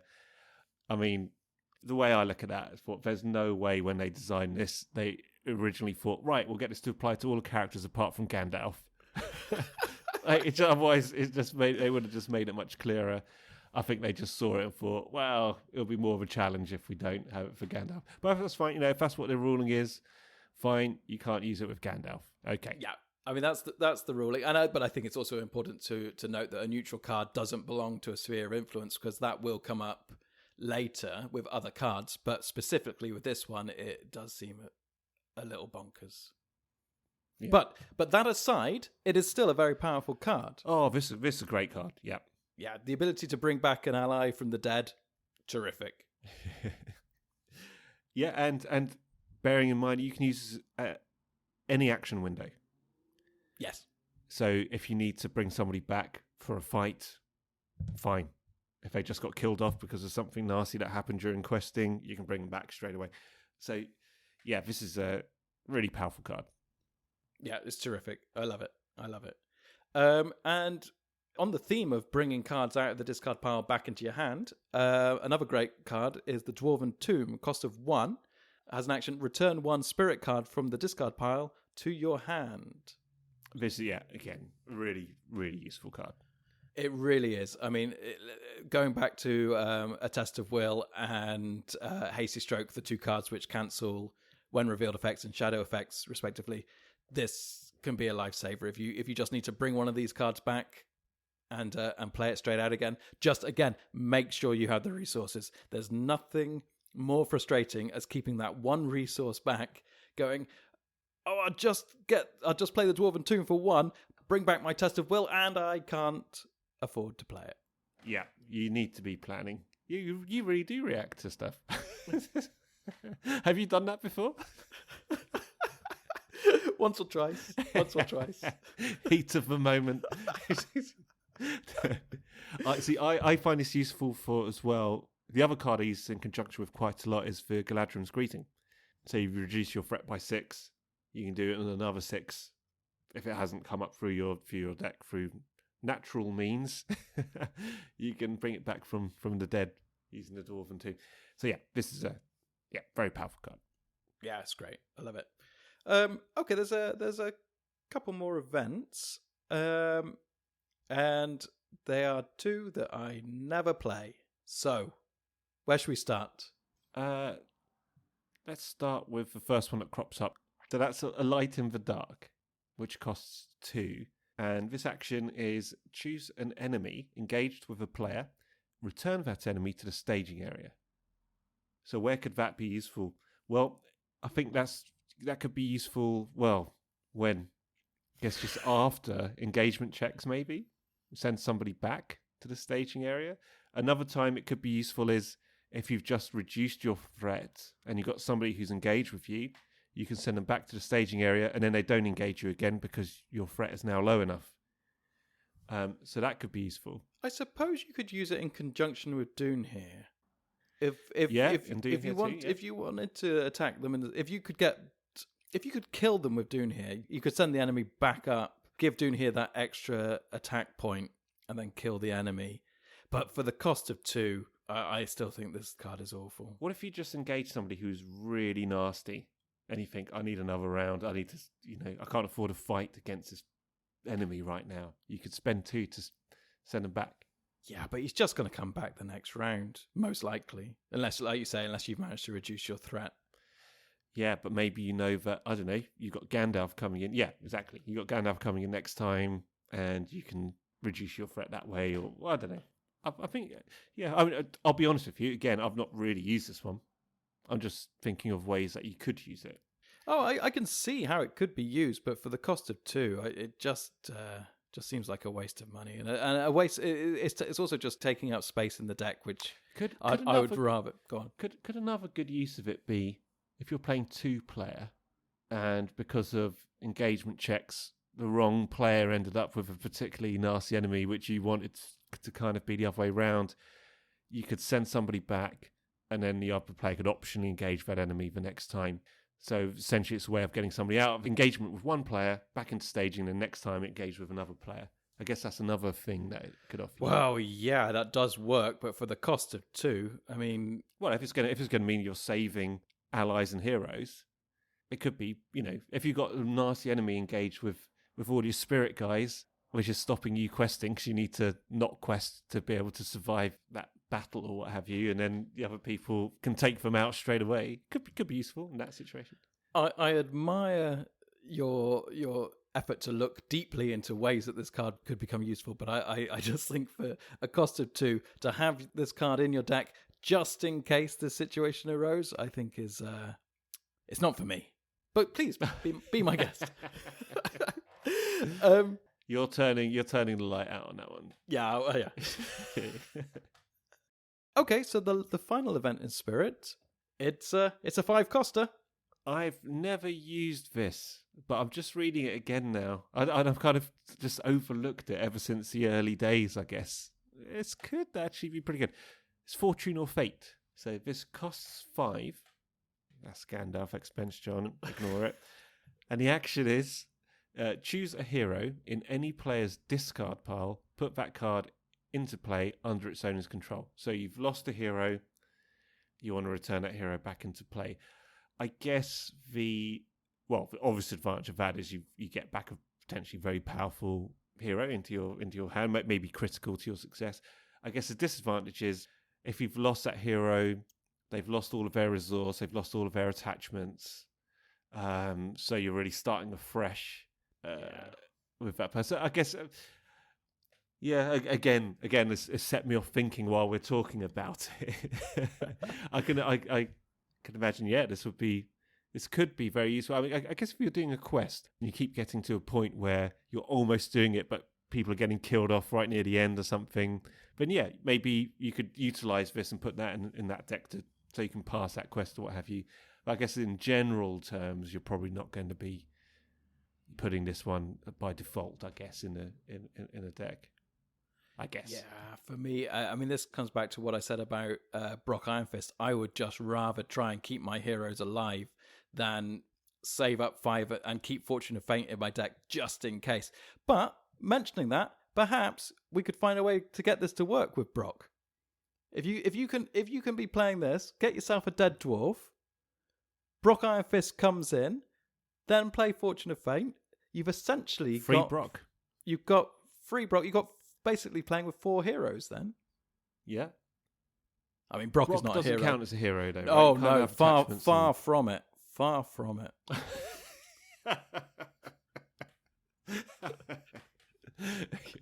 But yes, that's great. I mean, we're talking about very specific circumstances here, I guess. But yeah, you're right. Absolutely.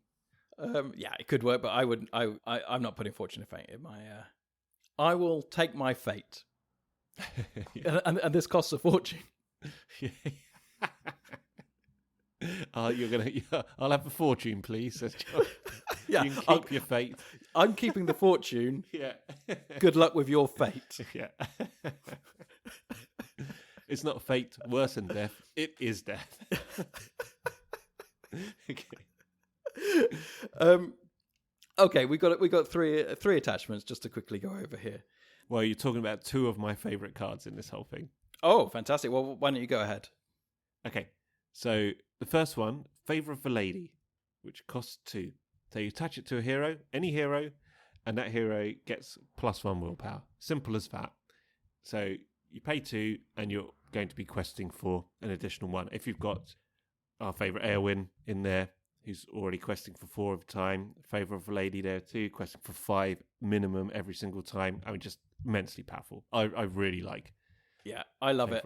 If you can, get a load of these out. Just get yourself a super quester. Yeah. So you can attach more than one of these to one player.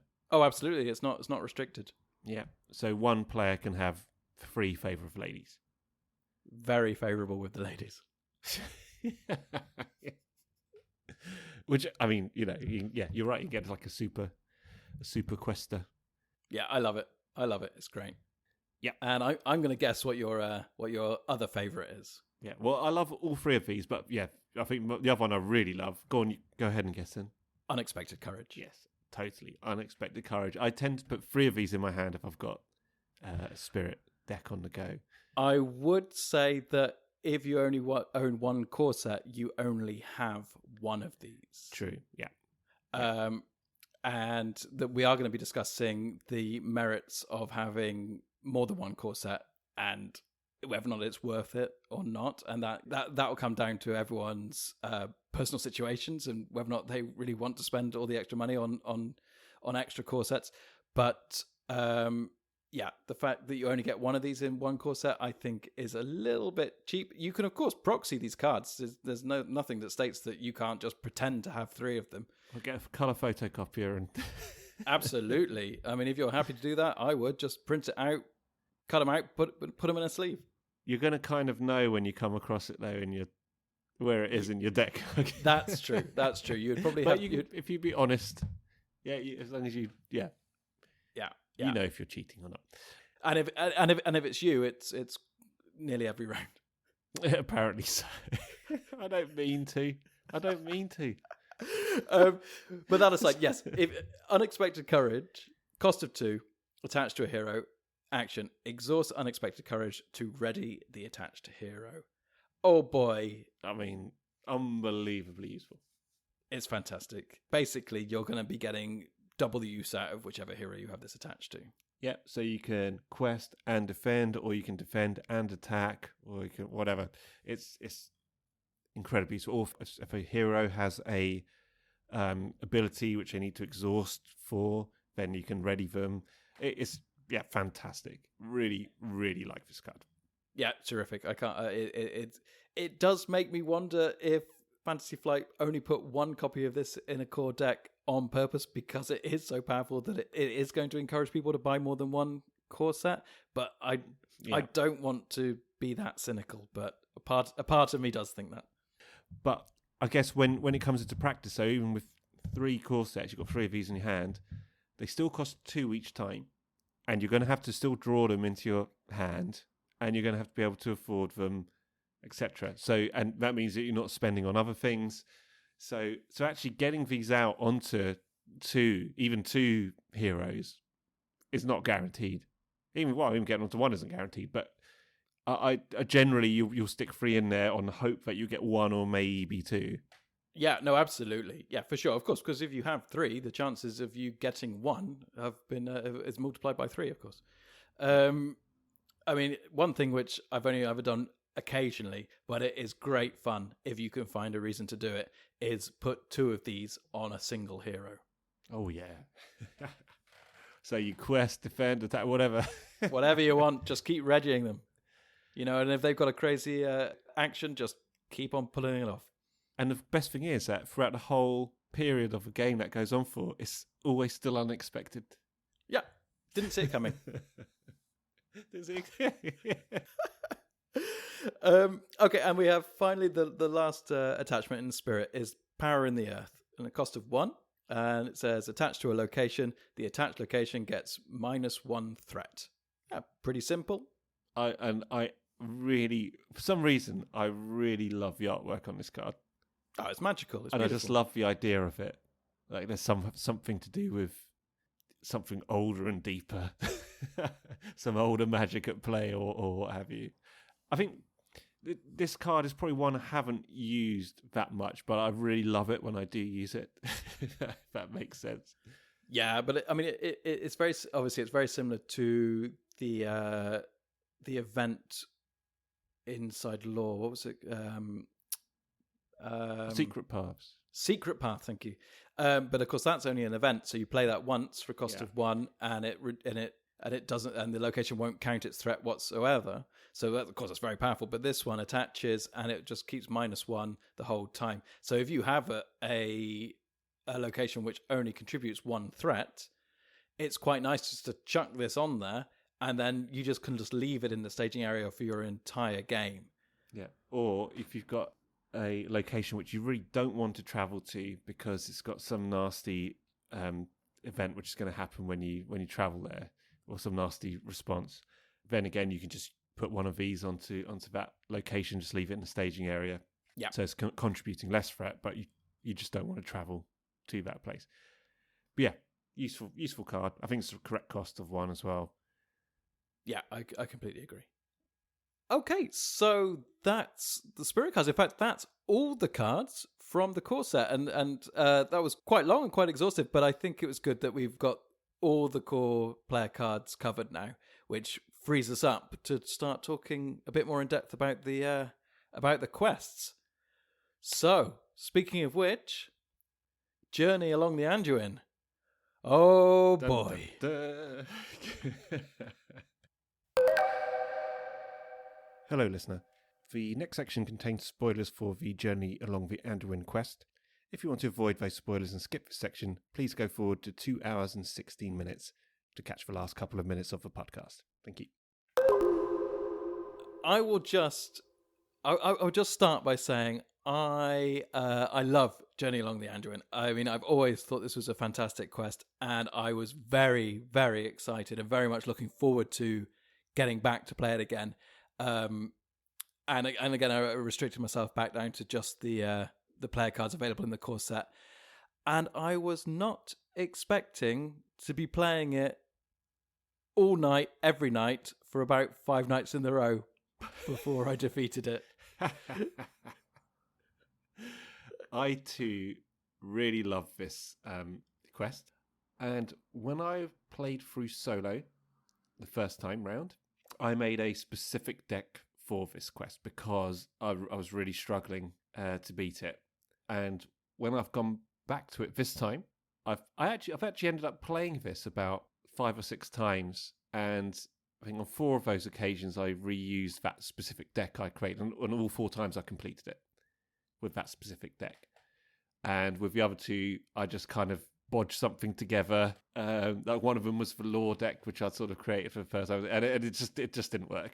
I thought, yes, there was a reason I created this deck in the first place. I think my my overconfidence was my undoing to start with, because I basically just picked up the deck that I'd used to defeat Passage Through Mirkwood and thought, well, yeah, sure, this seemed to do fine with that quest. It beat it first go. I'll just give it a go here. I didn't even tweak it. I just went straight in and got utterly annihilated.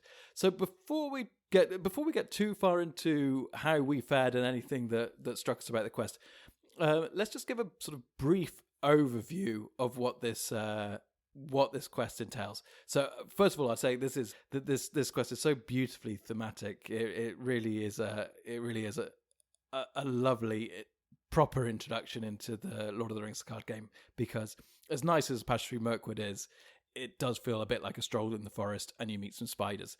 This quest really does paint a beautiful picture.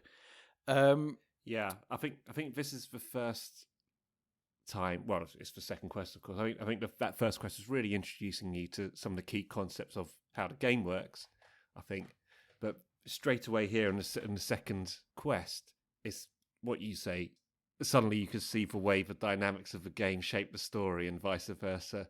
And it's so beautifully done. I think this is just a wonderful quest. You just feel like you're doing what it's saying on those cards. It's really terrific. Absolutely. So the first quest card. Do you have it? Do you happen to have it at hand? I've got them right here. Do you want me to? Yeah. So just let us know what the first quest card says. Okay. So the first part is called To the River. To the River. Emerging from Mirkwood Forest with an urgent message for Lady Galadriel, you must now make your way south along the Anduin River in order to reach the Forest of Lorien. As you leave the forest behind, you notice that you are being pursued and thus quicken your pace. Oh.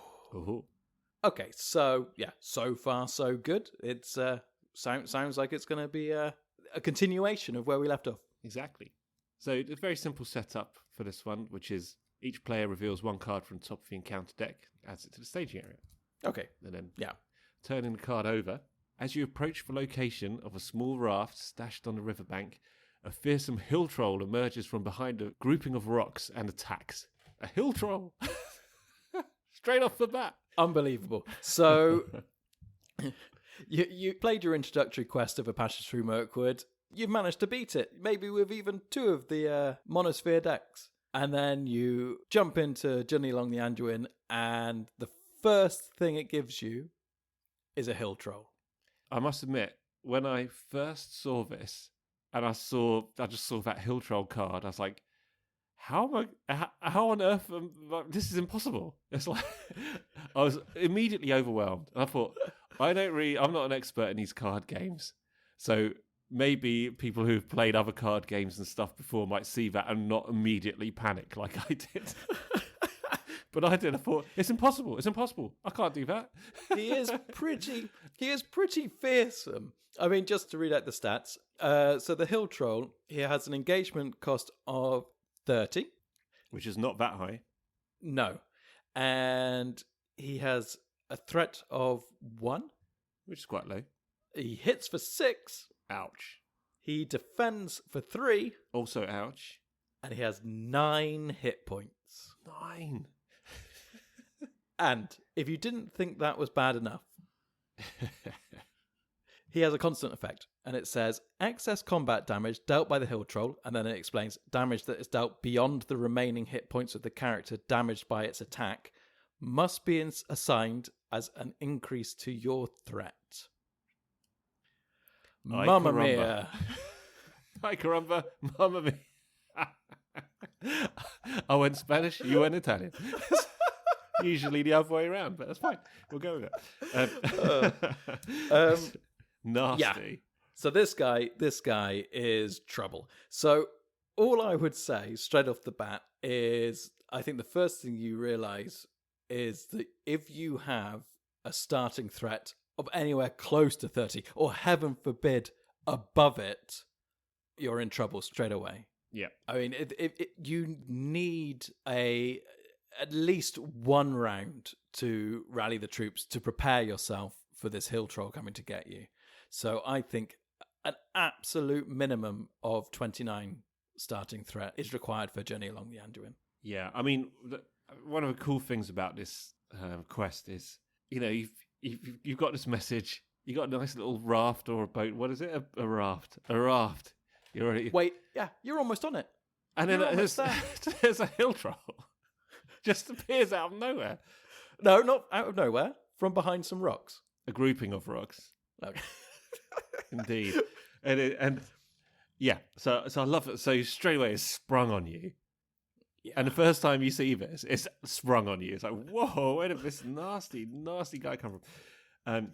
Yeah, and like I say, I was really overwhelmed with this, and it took me a while to figure out what I could do to actually counter this guy. And I've ended up with a very specific deck, I think, to deal really with the hill troll more than anything else. What's your preferred tactic then for taking this guy out? So the deck I've ended up with is basically, like you were alluding to, having a low starting threat. I think the starting threat is something like 26, I think it is. And then using a couple of methods to lower that threat so I don't get past 30 until at least I'm ready to take on the troll.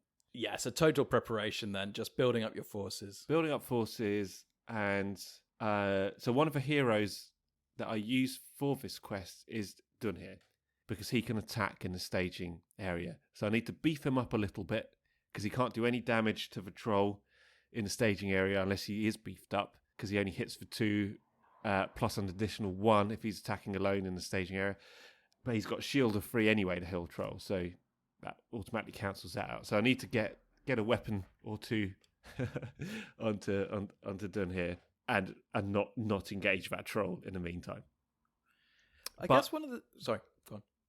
Go on. No, what I was going to say, well, of course, I mean, this is a perfectly legitimate tactic, but what I found is that if I was trying just to keep the hill troll in the staging area, to buy myself time to build up a force to take him out, that as each round passed, I was just getting swamped with locations and other enemies that I'd have to deal with, because you've already got an extra card, of course, dealt straight off the bat before you even revealed the hill troll. And I was finding that I was getting even location locked, which basically means that you have so many locations in the staging area and you are currently at an active location that you cannot generate enough willpower to basically quest successfully. So therefore, never getting past your active location, and therefore you just threat out eventually because there's no way you can quest successfully. And if I wasn't getting location locked, I was just getting swamped by enemies. That meant that every time I tried to build up an army, they were just getting swatted like flies.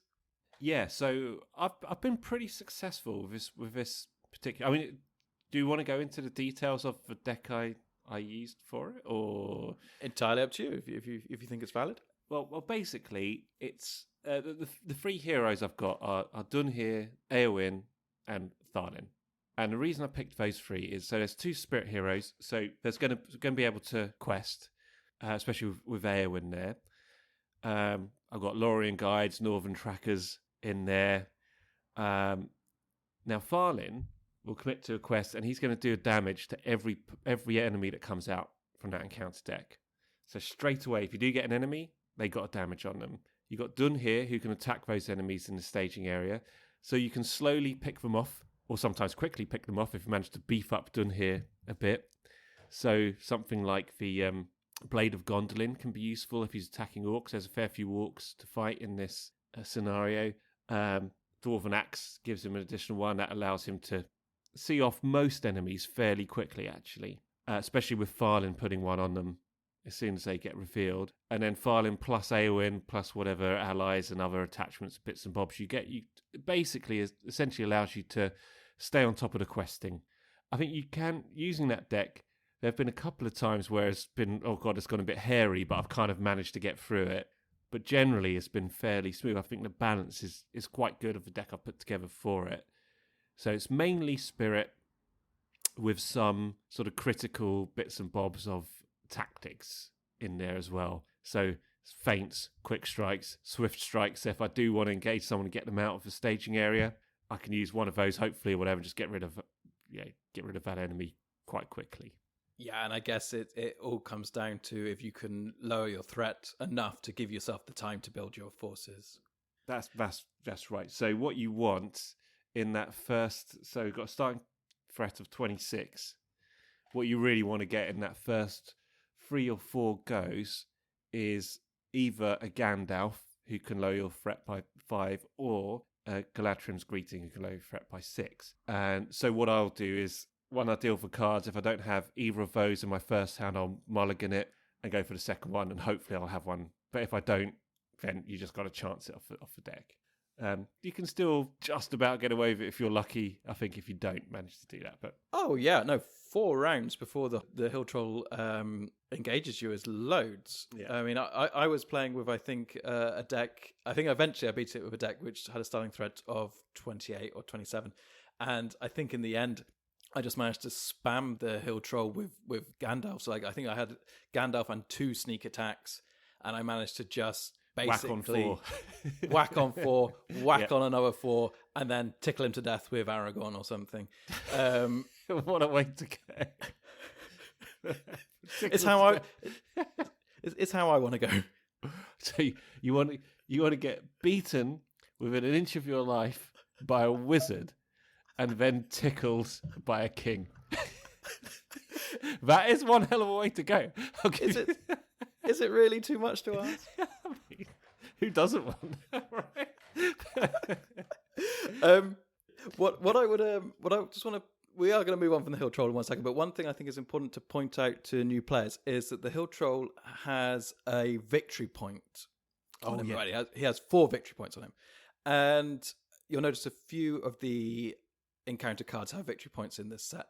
Now, victory points were mostly there for a way of scoring your games, which, to be frank, no one really does. I mean, I did it a few times when starting out, just out of curiosity, when I was really nerding it up and really logging all my plays and really curious to see how well I did each time. But other than that, there is one very important rule about encounter cards which have victory points, and that is when they are defeated, so either destroyed as an enemy or explored as a location, they do not go to the encounter discard pile. They go into what's called the victory display. Now, this is essentially just another pile of cards, but what's important about that is that if you ever have to shuffle the discard pile back into the encounter deck, or search the discard pile for anything, or indeed run out of cards from the encounter deck and have to reset it, those cards which are in the victory display are not added back in. So basically, once you kill that hill troll, he's gone. But there is another one. Yeah, good points all round. I think I managed to do this with something like 24 victory points a couple of days ago, because I was just about to kill the troll, and then the other one turned up. And I kept drawing Gladden Fields, which I kept having to travel to. So I ended up with 2 trolls, 3 Gladden Fields, and I think I had a couple of the other big nasties in there as well, which all sort of totted up. So that got quite hairy. But it's a I don't know, it's a really terrific quest. I mean, you're trying to get onto your raft. You've got that troll in the way, and while you're trying to defeat this troll, other nasties are turning up. You think, how am I going to get out of this? And when you finally do, you can finally get yourself onto that raft and get going. So you've killed your troll, and that's one of the prerequisites for beating the first quest card. You can't move on from the second quest card until you've beaten the hill troll. Yeah. You need 8 progress on the first one, so it's not a massive amount, but obviously, yeah, you've got that troll. Oh, and if the second troll turns up, you have to beat that one too. You cannot progress unless if there are any hill trolls in play. Yeah, it says, when revealed, search your encounter deck for 1 hill troll. If one not is already in play, so when you reveal that very first one, what you want is a hill troll Absolutely. at that point, because then that's the only card you start with. But it says players cannot defeat this stage while any hill troll cards are in play. So if you happen to get the second one, like I did the other day, you've got to beat both of them before you can get on that raft. Oh, nasty. It's very nasty business. Okay, but let's say you find a way to defeat him. You get on that raft, and I guess it's plain sailing from there. You'd think so. The second part of the quest is called Anduin Passage. After defeating the troll, you are able to board the raft and embark upon a river voyage. As you depart, your enemies pursue, harassing the small vessel as you attempt to navigate the river. So when you flip that one over, you see straight away it's got 16 progress tokens required to defeat it. As your enemies harass the raft, it's difficult to maintain balance and effectively fight them off. Reveal one additional card from the encounter deck each quest phase. Straight away, pretty nasty. Do not make engagement checks during the encounter phase. Each player may still optionally engage one enemy each encounter phase. So what that means is you're getting 2 encounters every time. So that means more chance of treachery, more threat points going into the staging area to stop you questing. But what it also means is you're not getting additional enemies unless you choose to engage them. Yeah, and then you can only engage one. And this is great. Like thematically, the way this pans out while you're playing is just so good. Thematically, it's wonderful. From a gameplay perspective, this last week, I have wanted to cry. This has been the stage which has been my undoing, because that extra card, it always seemed to be the worst possible enemy that could be stuck in the staging area, or it's like 2 locations that I could only travel to one of them, and therefore the threat level was so high I couldn't get past it. It's been a nightmare. See, for me, what I tended to find is once I could get past the troll, then I went down the Anduin fairly swiftly. Yeah, but you had your heavy questing deck, didn't you? I mean, I did. You were all spirit, so I can see that. I mean, but back to the theme just for a second. Yeah. It's so wonderful, the idea that you're on this raft, the enemy is massing on the banks, but not being able to reach you. They're chasing you along. and then you can sort of maybe grab one and bring them onto the raft to kill them.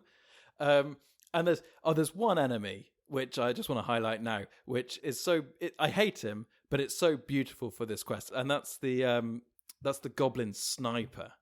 You know how I feel about the goblin sniper. I detest this guy. Okay, so the goblin sniper, he is a goblin and an orc. He has an engagement cost of 48. So right at the top of the scale. I mean, basically, if your threat is 48, goblin sniper should be the least of your worries, really. So he's not going to engage you. He has a threat of 2, average, and he hits for 2, very average. No defense, love that, and 2 hit points, piece of cake. However, he has an effect. It says, during the encounter phase, players cannot optionally engage goblin sniper if there are other enemies in the staging area.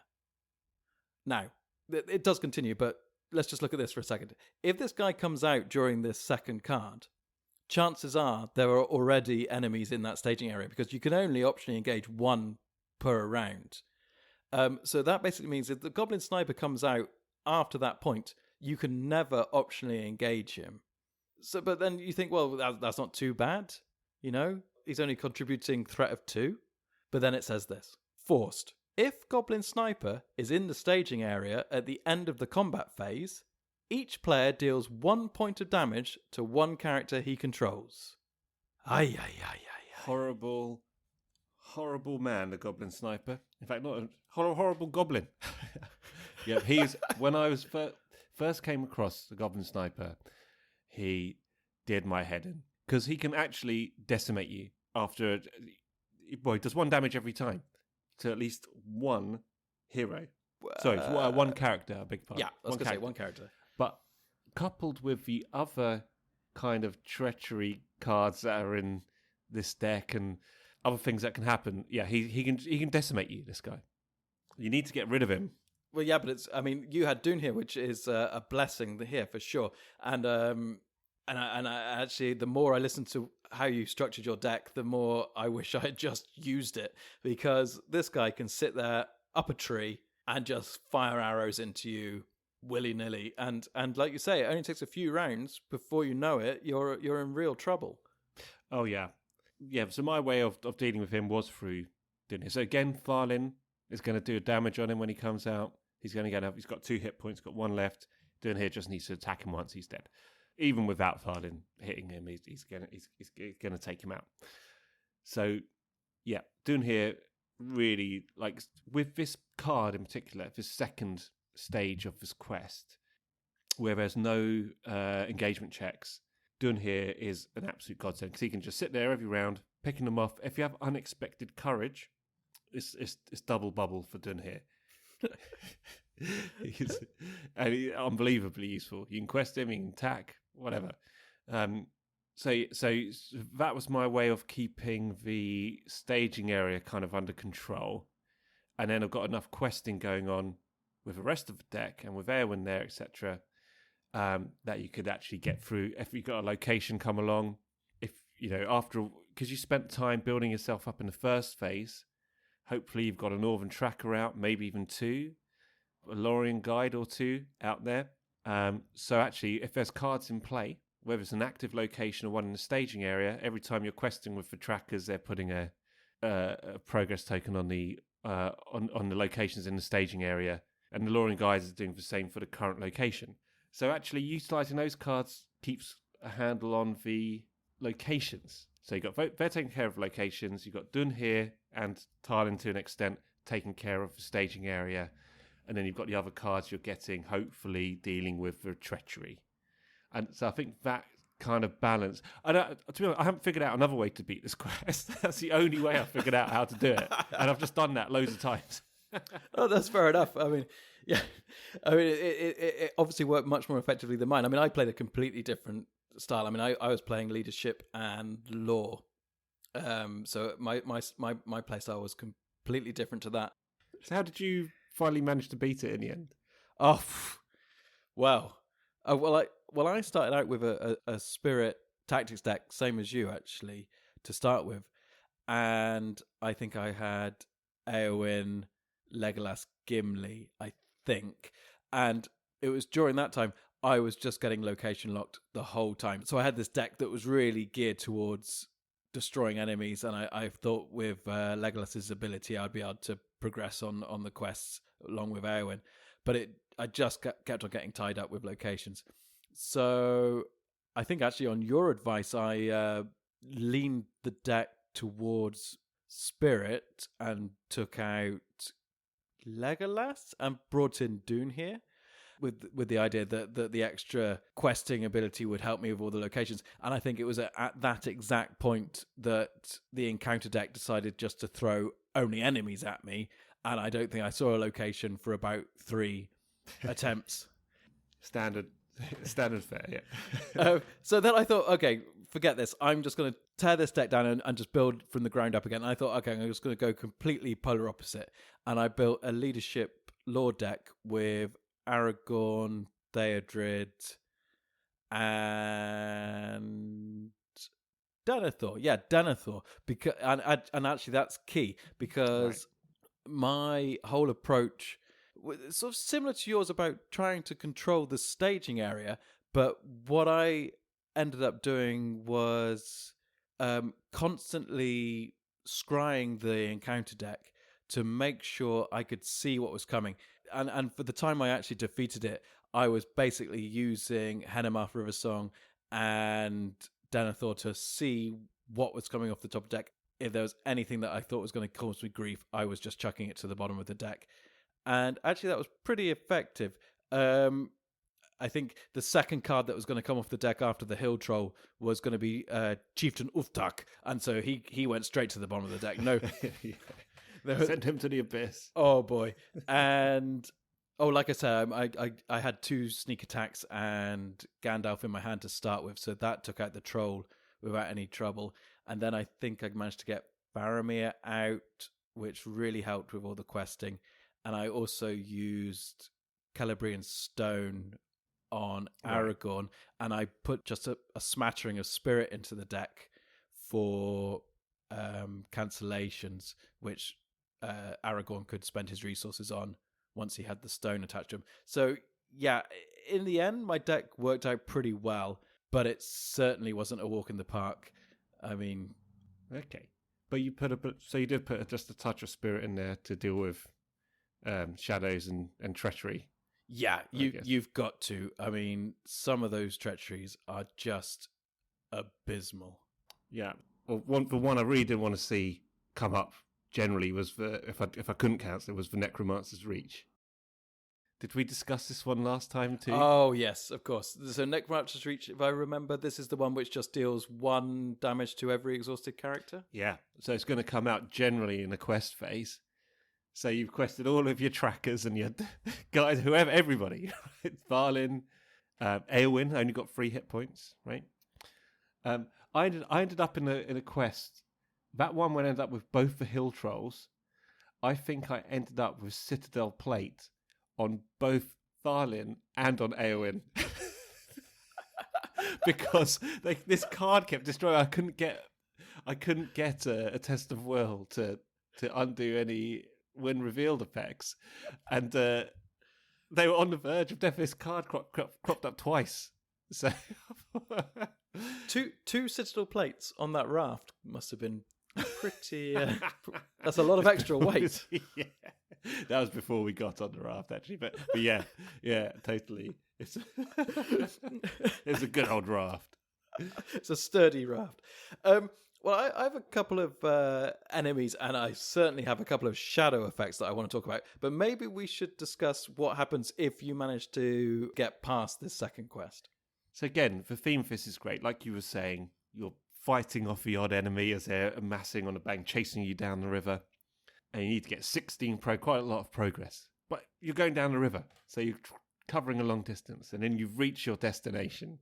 And that's what happens at the end of that second part of the quest. The third part is, I think it does what it says on the tin here. Ambush on the shore.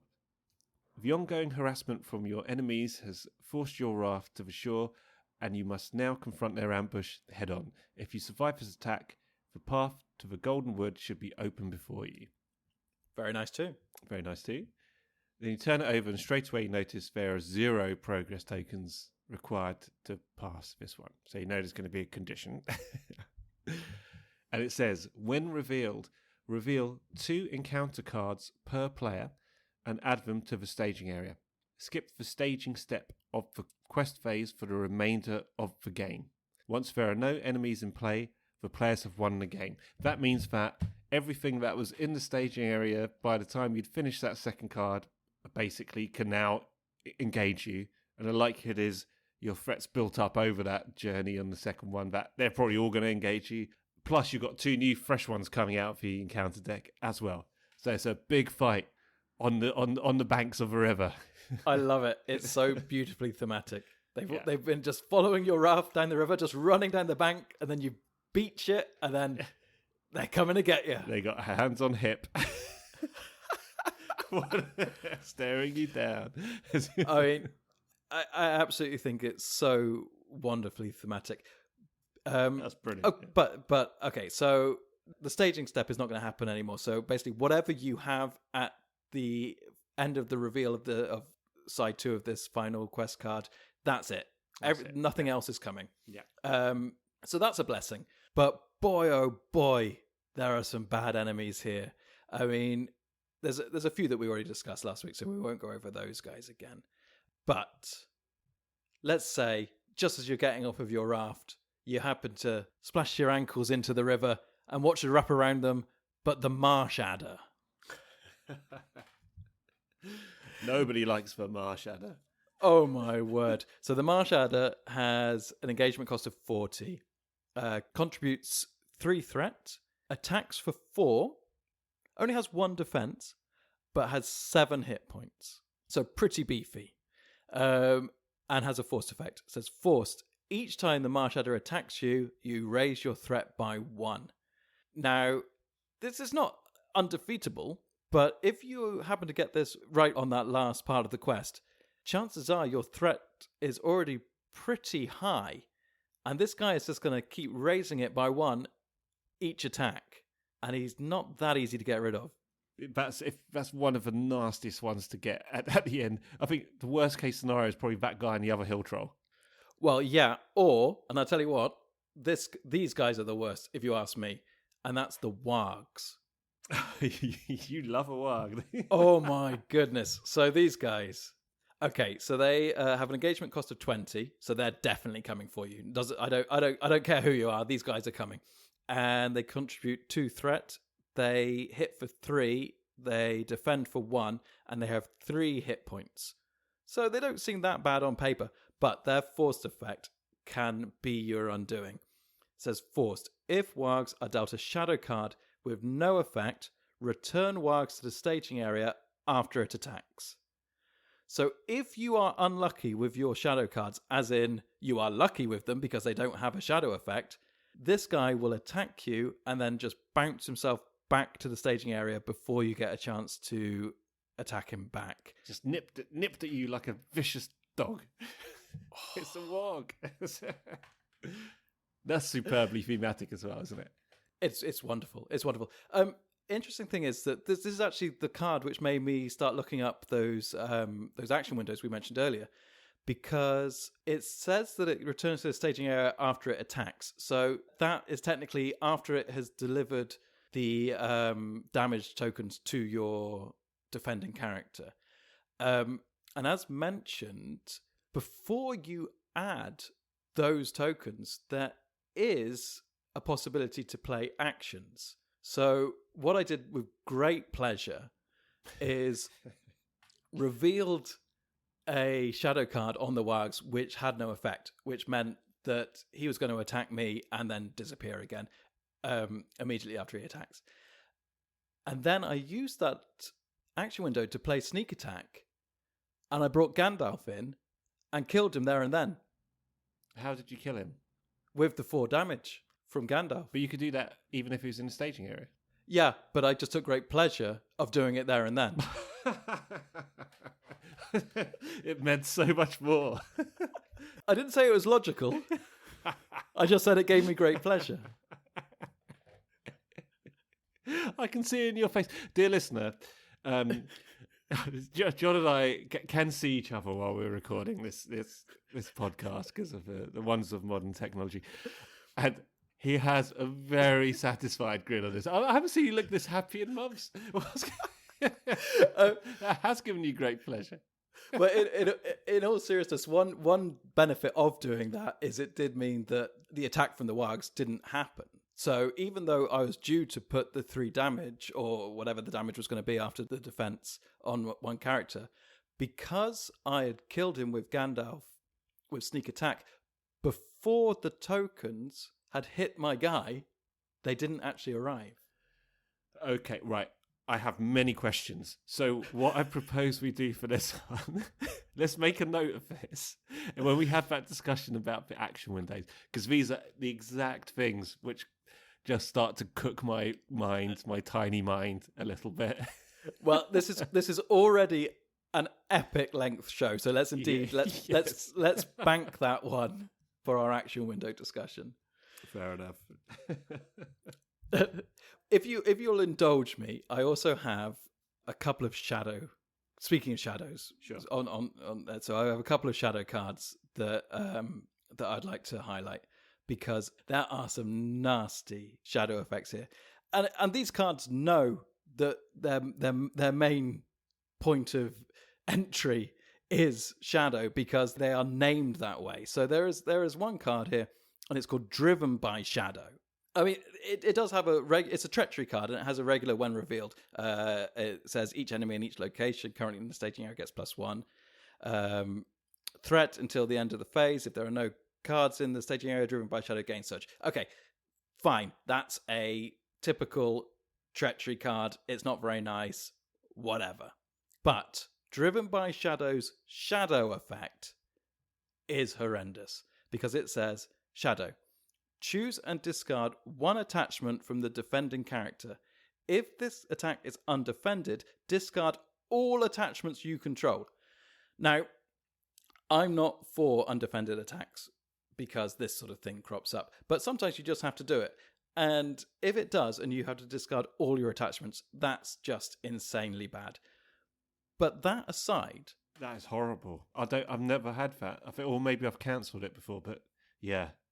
That's horrendous. I mean, if you've built up a bit, that is the last thing you want to see, isn't it? But let's say you are defending, as I do recommend you do.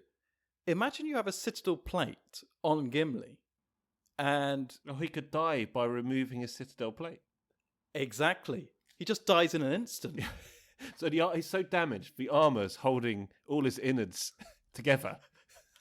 And the second he takes it off, it just slops out and he dies. Yeah. It's unpleasant. Yeah. Yeah, very good point. And to top that, let's say this does happen. You might just say this is all circumstance, but this sort of thing happens all the time. So let's say that does happen and Gimli is now dead and he was your chosen defender. Now it's undefended. Now it's an undefended attack. Oh, my God, yeah. Oh, my goodness. Yeah. Oh, horrific. So that's driven by Shadow. And the sort of sister card to that is pursued by Shadow. This was the other one I didn't like for my deck. This is nasty. I've lost it. Hang on. I've got it here if you want. Do you want to read it out? Yeah, go for it.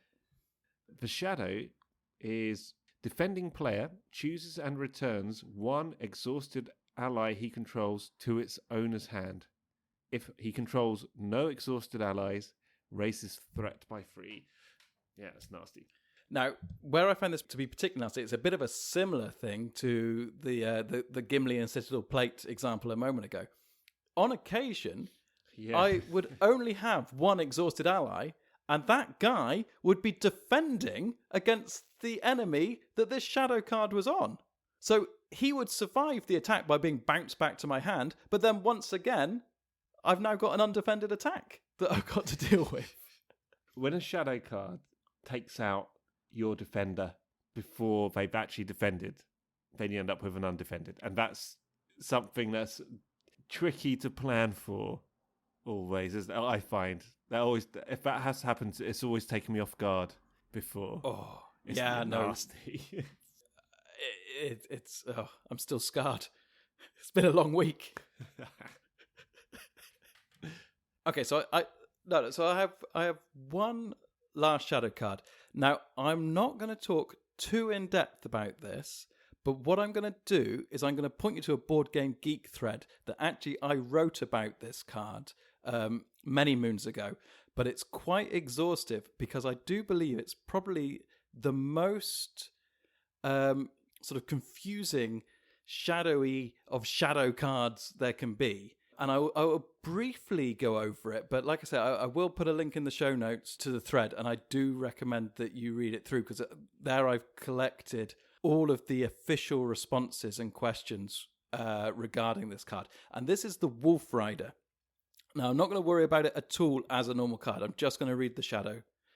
So the Wolf Rider says this. Shadow. Wolf Rider attacks the defending player. That player may declare one character as a defender. Deal Wolf Rider its own shadow card. After combat, return Wolf Rider to the top of the encounter deck. Now, on paper, this just seems like this just turns into another attacking enemy, and you can defend against it, and then it jumps back to the top of the encounter deck, as it says. But there's a couple of important points. Like I say, well, for a start, it's unpleasant. You've chosen to defend against an enemy, and now suddenly you've got another enemy to defend against, and you may well not be prepared for that.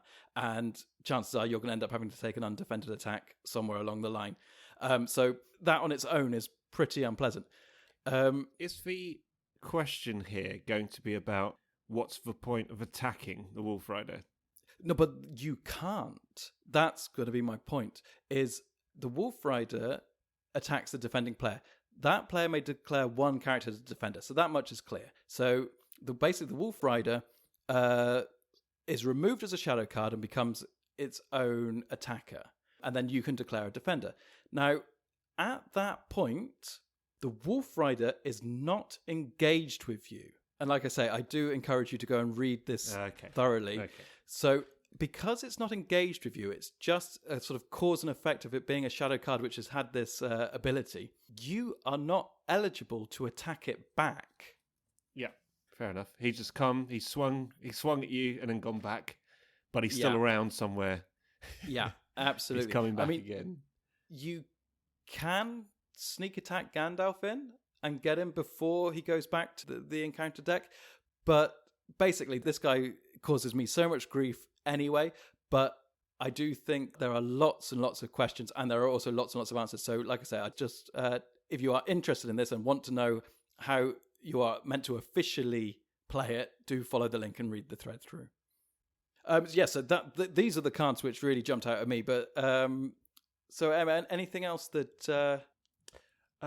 Well, I guess the only couple of things I just wanted to mention in addition to what we've discussed is just a couple of locations. Oh yeah. Oh, but don't take me back to locations. It's only two. It's only two. Don't worry. For the first, I don't know, 8 times attempting to beat this quest for this podcast, I got stuck in locations and I was ready just to throw the whole thing away. Anyway, go ahead. Yeah, I think if you're not guaranteed to quest or confident of questing a certain amount each time, the locations can be really nasty. One of the locations which you're very likely to come across playing this is Gladden Fields, and that's got a threat value of 3, so that's going to be a severe hindrance for any questing that you're doing, and you need 3 progress tokens to complete it. It says, forced, while Gladden Fields is the active location, each player must raise his threat by an additional point during the refresh phase. So again, this was one where things like Northern Trackers and Lorien Guides, once it becomes an active location, are extremely useful to get rid of them. These can build up quickly. I ended up having 3 of these dealt the last time I played this, and had to get rid of all of them, otherwise I wouldn't be able to quest. And I managed to do it by being a bit smart about using the different spirit allies. If they came out really early, right off the bat, it'd be really difficult, I think, to get rid of them. But yeah, I think being able to manage the Gladden Fields card is quite key to this quest. But then the other one, and this one can be your friend, is tell me more. Especially early on, I think, is Banks of the Anduin. Oh yeah, I never saw it. Okay, this is great. It's only 1 threat. You need 3 progress tokens to complete this. And it says, forced, if Banks of the Anduin leaves play, return it to the top of the encounter deck instead of placing it in the discard pile. One time I completed this quest in a really straightforward manner, and the main reason for that was I got double lucky. I drew the Hill Troll first card. Double lucky? Yeah. You remember this? You might remember this lucky word from a while back, John. So what happened was, and this was just like the perfect go. I got a Hill Troll straight away.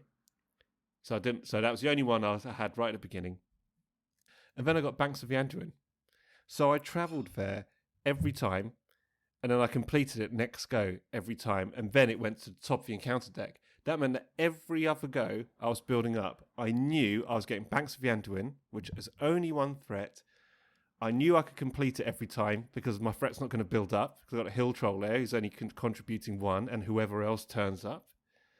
So as long as you're confident you can sort of complete that every time, then suddenly your threat's not going to build up at all, and your staging area is not really going to build up. But you can build up you're amassing resource every time, you're getting cards every time, and if you get Banks of the Anduin early, that can really help you if you're following the strategy of just building up your hand or which cards are in play before you start engaging that troll. And that I was so lucky. Then it was just plain sailing all the way after that. Sounds like a dream. It was. So sometimes those little sort of tactics and stuff can help you, I think. Yeah, I don't think you should rely on it. No. It's just something. It's just keep playing until you get that card. It's like, yeah, could be doing a lot of shuffling. But if that situation does arise, yes, very, very good tactic to follow. And I think that's all I had. I think this is a really, really good quest. I think already said that the theming of it is brilliant. You really feel like that's the journey you're taking as you're going through it. And yeah, it's a pleasure. I didn't mind going back to play it over and over again to prepare for this podcast. You know, it was real fun. It was a real pleasure going to it. Actually. Well, it was for me for the first 3 nights. Yes, your spirit started to wane. Oh, I was being pursued by Shadow. Oh, it wasn't pleasant. No, I completely agree. I think this quest is so beautifully thematic, and it's a fan favorite. I know, and I understand why. I think what was great is that this was the second quest in the core set, so you got introduced to the mechanics in the passage through Mirkwood, as we talked about last week, and then this one really throws you in the deep end, but also really shows you how this game is going to work and how beautiful it's going to be thematically. And I think that this is at what point I got sold the game, as it just blew my tiny mind. Yeah, well said. Well, thank you very much. Okay, well, this has turned out to be an epic length podcast. So what I'm going to propose is that actually we are going to skip on this week's Fact of the Week and our sharing the love section, because of course we can just bounce that to next week. There's no rules. There's no rule book for this game. Oh yes, there is, and it can be found online. But not for our podcast. But definitely not for our podcast. No, I think we'll just wrap this up here.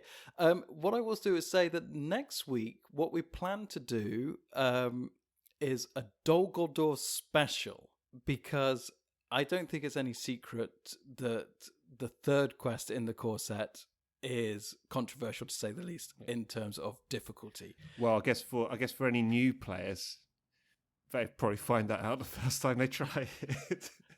So we're talking about Escape from Dol Guldur, which is the third quest that comes, the final quest that comes in the core set. Yeah, it's rock hard. I think that's putting it mildly. So we're going to dedicate the whole episode to that quest next time. And I think we're also going to tie in a discussion about the sort of difficulty level in general of the quests in the core set, and whether or not we think they are too easy or too hard. They're definitely not too easy, or whether or not they're just right. Goldilocks test on the quest. Absolutely. So there are a few ways you can get in touch with us. We have a Twitter account, and that is @LateOfTheRings. We have a Board Game Geek thread that there'll be a link to in the show notes, and you can always contact us directly at lateoftherings@gmail.com. So, if you've stuck with us through this monster, congratulations and thank you. And all it leaves me to say is goodbye and take care out there. Thank you. Goodbye.